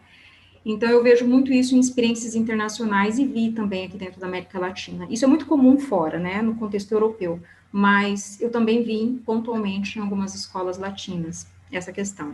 Infraestrutura, isso é um aspecto, vamos dizer, a característica da prática didática que eu estou falando, né? A questão de avançar um pouco mais e fazer novas derivações. E uma interface muito grande com o projeto, né? Então, eu acho que, por isso que eu estou batendo um pouco nessa tecla de que eu acho que a área da tecnologia, ela precisa expandir esse raio, né, e ir para outras áreas, para a gente explorar novas possibilidades construtivas dentro dos espaços experimentais, né, por isso, relacionar muito com o projeto, fazer novas proposições de componentes, novas vedações, né, novas possibilidades estruturais, essas derivações que eu estou comentando, né, para a gente evoluir plasticamente também, né. Então, eu vi isso, essa exploração nessas escolas. E com relação à infraestrutura laboratorial, né, sem ser a natureza da prática, mas a infraestrutura, aí é pontualmente também. Há realmente escolas, algumas analisadas, né, como a PUC, Valparaíso, assim como a de Santiago, que são muito bem estruturadas. Né, são escolas extremamente completas, um maquinário muito interessante, e outro, um batalhão de funcionários também, né, técnicos, para dar esse apoio. E a gente vê que no contexto nacional há também esse apoio laboratorial, mas é muito pontual, né. Então, nessas visitas em loco que eu tive pelo país, nas 21 escolas, né, no território nacional, uma das grandes carências é, sim, a falta de técnicos laboratoristas, né, com algumas exceções mesmo, tipo 2, 3 escolas que não estão passando por tantas dificuldades assim, né, nesse contexto das escolas públicas, por exemplo. A não substituição, reposição de funcionários, né, muitos aposentam, não estão sendo substituídos, e isso vai realmente sobrecarregando o docente e vai, ao longo do tempo, fazendo com que esse processo fique muito desgastante para o profissional, né? Então, fazendo esse paralelo, esses pontos me chamaram muita atenção. A natureza das práticas, que eu achei uma criatividade muito maior nessas experiências, e acompanhando, estou há anos acompanhando, por exemplo, a Semana de la Madeira, né, onde há concursos. Eu acho que a modalidade concurso é uma forma muito legal de também envolver os alunos, e eu vejo que lá há uma reformulação curricular para preparar os alunos para concurso na área da tecnologia. Muito interessante, né? Então, os alunos que participam da Semana de la Madeira, eles ficam ansiosos, esperando, aguardando esse momento. Você vê que a qualidade projetual é muito superior ao que a gente está vendo aqui no nosso país, né? E envolve, nesse desenvolvimento projetual, todos os aspectos que eu comentei anteriormente. Não é só o técnico. Então, você vê um domínio técnico, é um aluno que tem muita sensibilidade relacionada à madeira, eu estou falando em específico, que é minha área, né? A madeira. E também uma exploração formal muito legal, e explorando a madeira com essa diversidade de técnicas, desde a madeira roliça, serrada, a CLT, MLC, derivados, né, madeira reconstituída. Então, você vê que essa abordagem dentro da academia está acontecendo, né, e essa reformulação curricular, a gente já vê que é uma mentalidade do curso, você está vendo? Não é uma iniciativa docente. O curso também dá um incentivo para que oportunidades como essa sejam exploradas dentro da academia. Eu achei isso muito legal, enquanto a gente às vezes faz em paralelo, né, uma atividade em paralelo, extra, uma ou outra equipe acaba participando, e lá eu vi essa oportunidade dos alunos participarem em massa, né, dessa experiência. Onde é? Santiago. Tá? Só que, então, Anália, eu reparei que é o envolvimento de muitas escolas de todo o território chileno, né, nesse evento, isso me chamou muita atenção, né, então você vê que há uma adesão muito forte, e é muito legal, né, e é um evento muito bem estruturado já muito consolidado, e eu acho que tá aí as experiências que talvez a gente também possa estar investindo futuramente, né, de temáticas com uma interface forte na área da tecnologia, por que não? E, às vezes, a gente vê alguma iniciativa vinda de empresas, né, de algum setor industrial, mas por que não também a gente dar esse apoio dentro da academia, né, para que isso aumente? Então, eu vi isso, Rita, né, até esse presente momento, mas eu acho que é uma pesquisa que tem muito pano para manga ainda, tem muito chão ainda para, né, para andar, mas que eu acho que tem um futuro promissor aí, que a gente pode estabelecer parcerias legais no futuro. Eu acho que é um conjunto de fatores, né, Albenice, né? Exatamente. É tudo interligado. Você tem a infraestrutura laboratorial, de equipamentos, de recursos humanos, junto com um amadurecimento da discussão em termos de currículo de corpo docente, que permite chegar nessa liberdade plástica maior, né? A gente aqui fica ainda tentando fazer com o que é possível. Eu acho que é uma questão também de amadurecimento, não sei se essa é a sua percepção. Oi? Desculpa, Rita. Não sei se é... Não, é só porque a gente fica, às vezes a gente fica se sentindo como se estivéssemos atrasados, mas eu acho que é uma questão também, esse conjunto, né, de fatores, de ter recursos, de ter infraestrutura, e ao mesmo tempo ter uma discussão mais amadurecida dentro do corpo docente, da estrutura dos cursos, que permite chegar nessa liberdade plástica dessas experiências também, né? Exatamente, é bem isso que você acabou de comentar. E eu acho algo que me chamou muita atenção ao longo do doutorado e que eu vi, pelo menos assim, quando eu participei lá, eu vi os debates dos alunos, a maturidade dos alunos defendendo seus projetos, as palestras dos professores também envolvidos com projeto e tecnologia. Por isso que eu estou falando que essa interface é muito forte, né?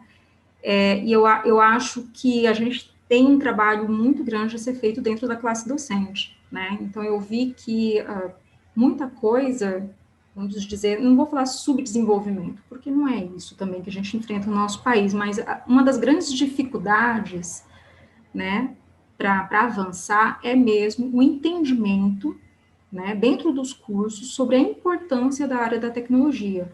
Então, esse percurso, né, as estratégias dentro de um curso para que essa área vingue, precisa ser ser mais fácil, né? A gente precisa ter menos empecilho para que as coisas andem dentro de um curso. Então, e isso a gente demanda de um apoio que vem de outras áreas, que não é só a nossa, né? Os professores da área de urbanismo, de plástica, porque todo mundo tem voz ali dentro, todos os professores têm poder decisório sobre algo, né? Sobre alguma ação interna. Então, diante disso, eu acho que todos têm corresponsabilidade.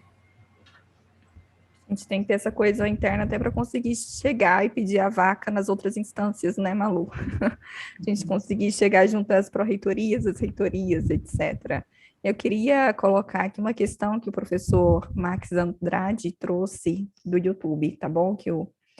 Boa tarde, parabéns pelo debate, tema extremamente importante para a formação do profissional arquiteto urbanista. Novamente, gostaria de colocar um tema para discussão, que é com relação às práticas colaborativas e integradas. Ultimamente, tenho participado de projetos e aprendido muito com colegas de profissão, construtores, incorporadores, projetistas de estrutura, de instalações, fabricantes de componentes, mestres de obras, pedreiros, ferreiros, clientes, avaliador de projeto, agências de financiamento, agrônomos, etc. Por outro lado, pouco vejo se discutir com esses profissionais durante o processo de concepção do projeto de arquitetura na Academia Brasileira. Estou participando nessa semana de outro evento de arquitetura internacional e o que mais vejo é a participação desses atores na discussão do projeto, não apenas do arquiteto. Então, a minha pergunta seria, né, será que estamos realmente trabalhando de maneira colaborativa e integrada? Acho que é uma boa discussão. Alguém se habilita a começar? Eu não sei se sim, eu não sei se não, mas a gente está preparado para.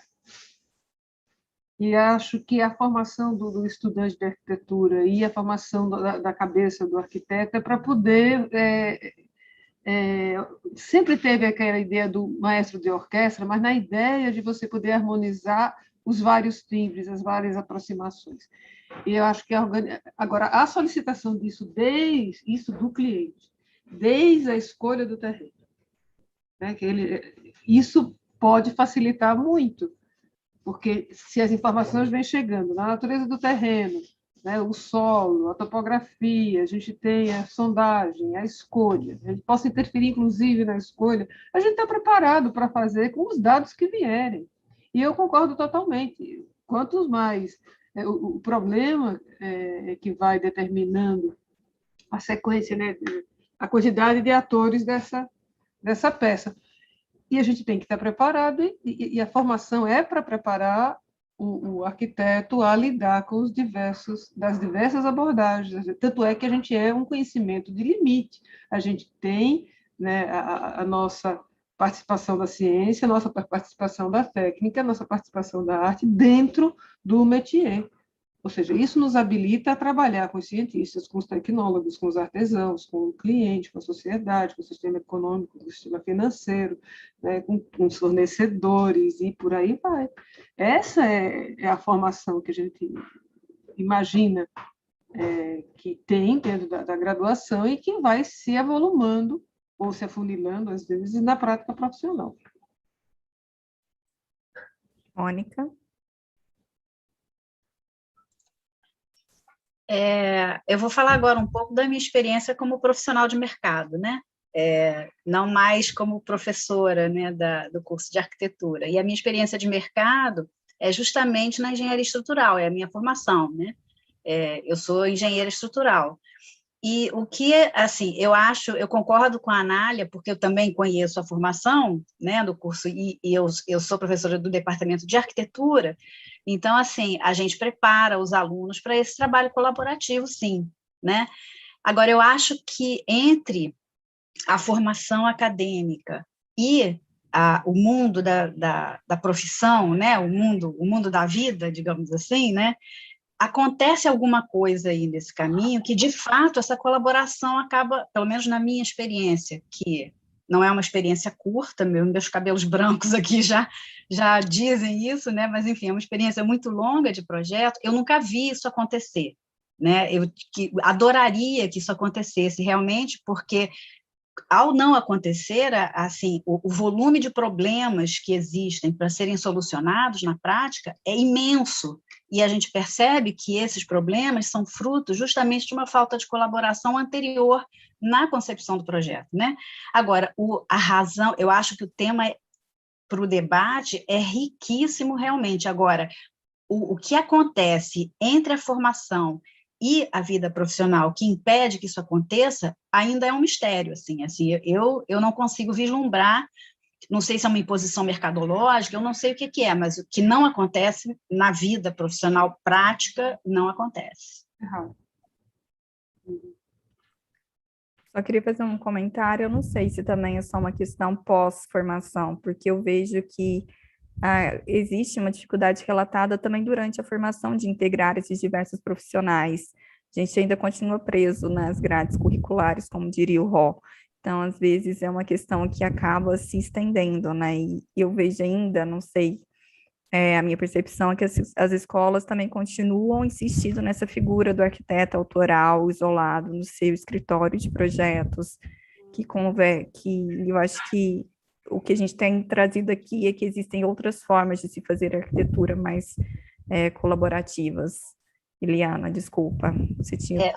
Só queria complementar, Rita, que é o seguinte, eu vislumbro nessa formação, né, como uma possibilidade, unir alunos de engenharia e de arquitetura em turmas conjuntas, né, para matérias que eles fizessem juntos, matérias de projeto, né? Em vez de ter o ateliê de projeto de arquitetura e o ateliê de projeto de engenharia, que não existe, né?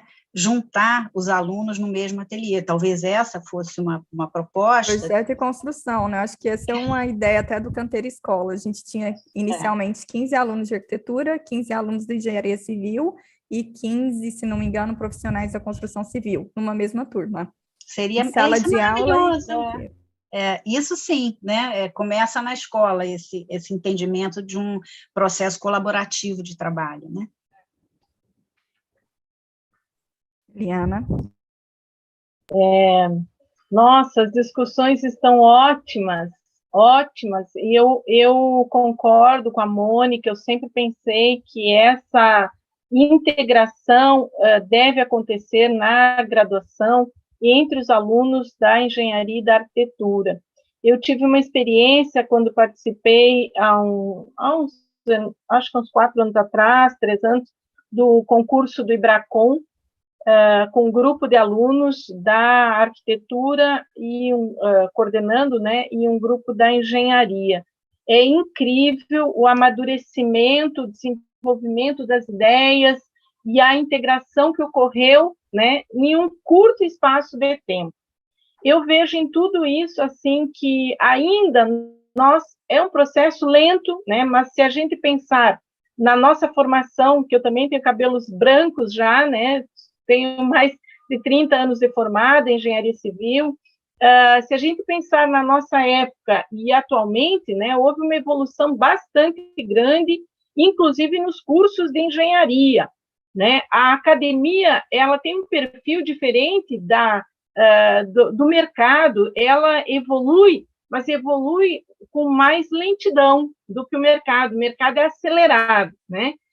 Hoje já não é tanto assim, a academia tem que se reciclar, tem que se renovar, né? Tem que melhorar cada vez mais pelas exigências do mercado. Tanto é que a gente faz revisão no PPC, né? A cada 2, 3 anos é necessário, porque senão fica desatualizado.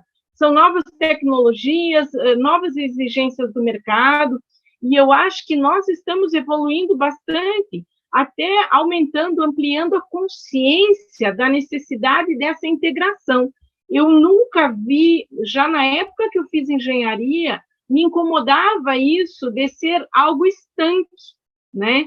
Eu não conseguia achar o elo entre as disciplinas, eu tentava fazer isso. E desde que eu comecei a dar aula, eu tentei fazer isso, mas é bem difícil, não é fácil, pelo tempo de cada disciplina, pelo tempo de cada atividade. Mesmo agora eu tive uma experiência integrar a parte de estruturas em projeto do segundo semestre, com os alunos do curso do campus de Naviraí, que a gente começou o curso ano passado, um curso novo. Então, eu fiz essa experiência e assim, foi um grande desafio, exigiu bastante de mim, mas exigiu bastante dos alunos, né? E eu acho que os resultados foram excelentes, quando a gente integra, faz eles enxergarem tudo ao mesmo tempo. Como eu também fiz mestrado na área de tecnologia, eu sempre construí, sempre tive o pé na obra, né? Já calculei e tal. Então, eu também ajudo eles a verem a integração entre os outros elementos construtivos que são importantes, né? Mas é aquilo que a Albenise falou, né? É importante também ser ensinado na academia. O que eu acho que falta realmente, que a gente tenta complementar com cursos de extensão, com projetos de ensino, com projetos de pesquisa, né? Mas a gente não dá conta pelo tempo, né? Os temas todos são muito vastos, e quando a gente tem uma especialidade, quando a gente gosta de se aprofundar, a gente gosta de ensinar muito mais, e às vezes falta realmente tempo, né? E integrar, né? Eu acho que integrar, que o Max comentou, eu acho que está havendo uma evolução bastante grande, né? Inclusive com a promoção desses eventos, que eu acho que a própria internet, as tecnologias estão propiciando a gente ter acesso a outras publicações, pesquisas, a pesquisadores, trocar mais ideias. Eu acho que a gente está fazendo mais. Eu acho que estão ocorrendo mais as integrações, e a gente vê, assim, o resultado, às vezes a gente não consegue ver no trabalho do profissional, mas a gente vê no trabalho final de graduação dos alunos, a gente vê a evolução, e a gente vê o resultado final, e a gente vê quando o aluno participa de um concurso e que ele é premiado, que ele tem menção honrosa, a gente vê a qualidade dos trabalhos. Então, a gente fala, opa, eu colaborei um pouquinho aqui, né, para isso aqui chegar nesse estágio, né? Então, o aluno está assimilando. Eu falo que boa parte do que a gente assimila quando aluno, eu brinco com os alunos, a gente aprende por osmose, a gente nem sabe que está aprendendo, mas a gente está aprendendo, né? Outros realmente tem que estudar, mas as antenas ficam ligadas e a gente fica captando aí informações o tempo inteiro. E eu acho que essa geração toda tem uma forma de aprender e de estudar bem diferente do que foi a nossa. E nós estamos aprendendo com eles. A nossa forma de ensinar agora tem que mudar, porque eles estão aprendendo diferente. Eles não ficam mais como a gente ficava em uma sala de aula, 2, 3, 4 horas ouvindo o professor e anotando, né? Aquele ritmo da lousa. Eles querem coisas muito mais dinâmicas e mais modernas, né? E eu acho que isso é uma grande vantagem que a gente tem, né? E a pandemia, eu acho que acelerou todo esse processo, né? E é aí um privilégio a gente estar aqui nesse momento compartilhando todas essas ideias. Eu fico muito entusiasmada, né? E como eu já sou falante, aí eu não paro mais de falar. Mas obrigada. Obrigada, Eliana. Eu só vou ler um comentário aqui da Malu, antes de passar para a Letícia. Ela surgiu uma ideia aqui, voltando ao assunto da vaca, do canteiro. Se o CalBR tomasse o tema como importante, quem sabe não poderíamos pedir ao MEC 2 ou mais grandes ateliês em todo o país. Não só o Cal, mas também o CREA, pensando já nessa integração. Fica aqui uma sugestão também. Letícia? Eu estou com uma amiga aqui, só antes da Rita de continuar, que dizendo assim, o que é essa história da vaca? Ela não deve ter assistido ao Craterri. Por favor, Anália, por favor. Não, explica você, Rita, porque eu também estou compartilhando essa... Foi uma anedota que o Patrício contou na palestra dele, dizendo que sempre pediram, ele tentando pedir, pedindo, no final das contas pediram e ganharam a vaca. Então, que a gente não fique com medo de pedir algo que nos parece impossível, que às vezes, quem sabe, a gente não consegue, né? Resumindo, é isso. Letícia. Você contou muito bem. E quem sabe essa história da rede nos ajude a fortalecer, né, fortalecer essa demanda e, enfim, até para fazer a ponte com os fornecedores. De repente, podem estar atuando junto com essa rede e linkando, fazendo essa integração com a academia, né? Facilitaria bastante para nós. Em relação à pergunta do Max, eu não sei se o Max que está perguntando é o Max da UFPE, mas sobre as práticas colaborativas integradas, né? Eu vejo hoje uma grande facilidade para a gente na adoção das tecnologias digitais e também tentando visualizar elas como uma proposta de ateliê de concepção estrutural e não apenas concepção arquitetônica, como normalmente a gente vê o ateliê de arquitetura, né?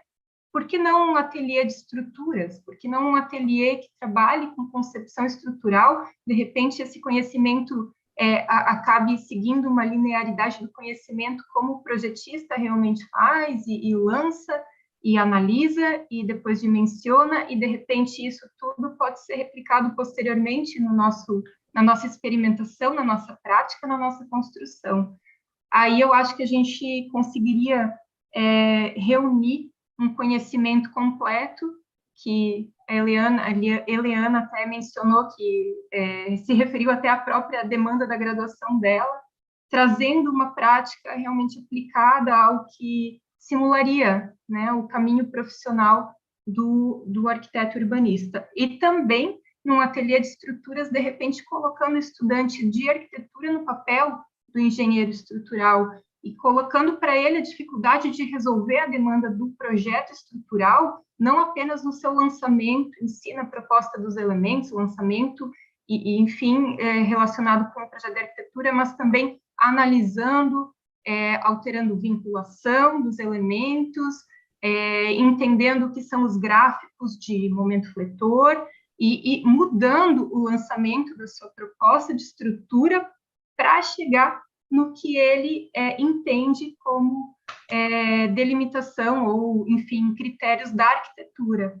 Eu acredito que as tecnologias digitais, Max, elas vão nos ajudar muito a entender como fazer para que essas práticas colaborativas integradas cheguem, se aproximem desse currículo, aproximem até os docentes, não necessariamente na mesma disciplina, não necessariamente no mesmo ateliê, mas que exista essa comunicação, né? Eu vejo dessa forma.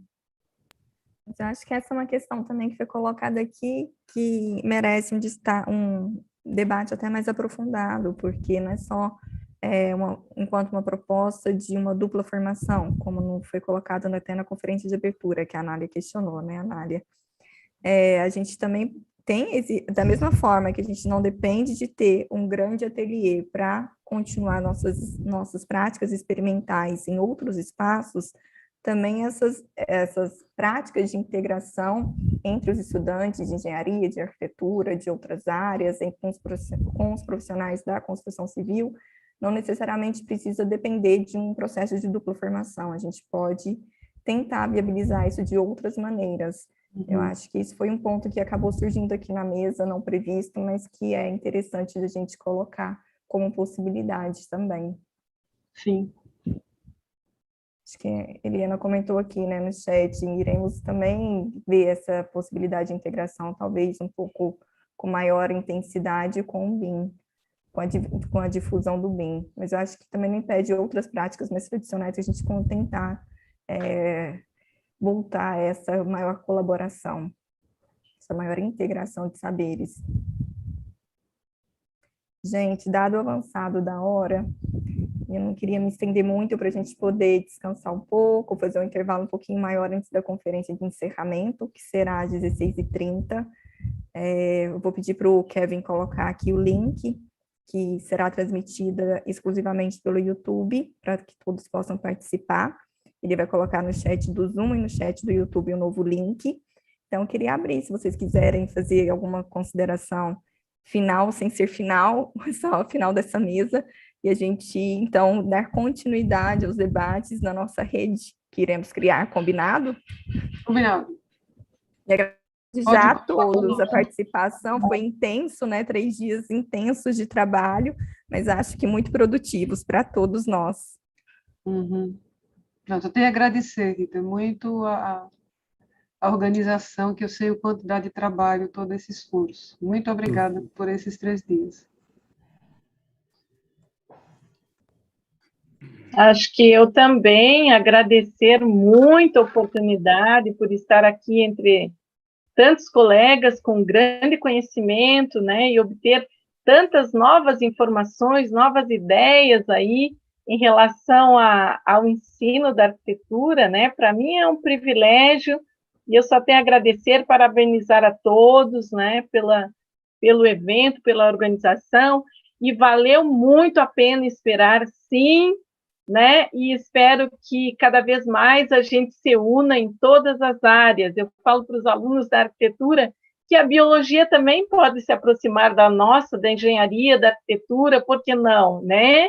Que a gente copia tanto a natureza, então, quanto mais a gente integrar, né?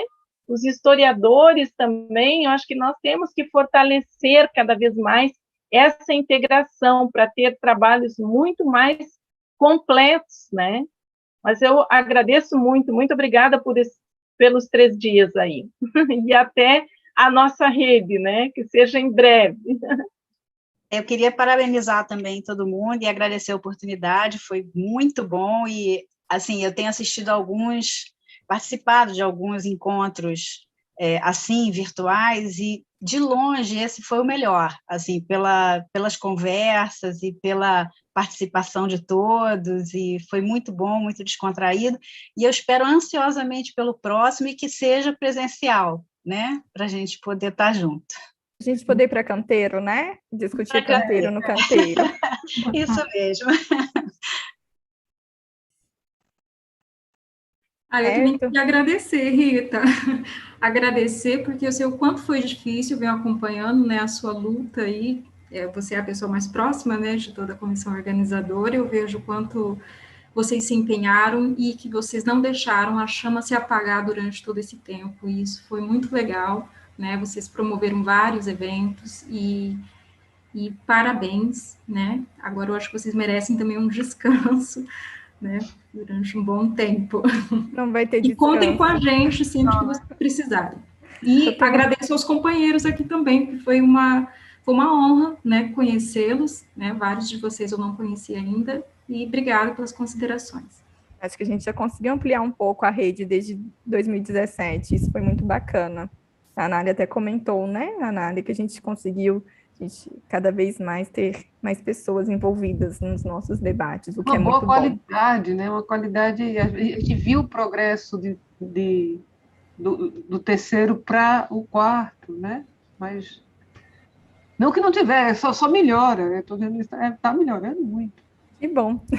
Então, vou pedir para encerrar, nos vemos na conferência de encerramento, tudo bem? Obrigada, muito obrigada a todos. Obrigadíssimo. Obrigado. Tchau, gente. Pessoal, até a próxima. Até mais.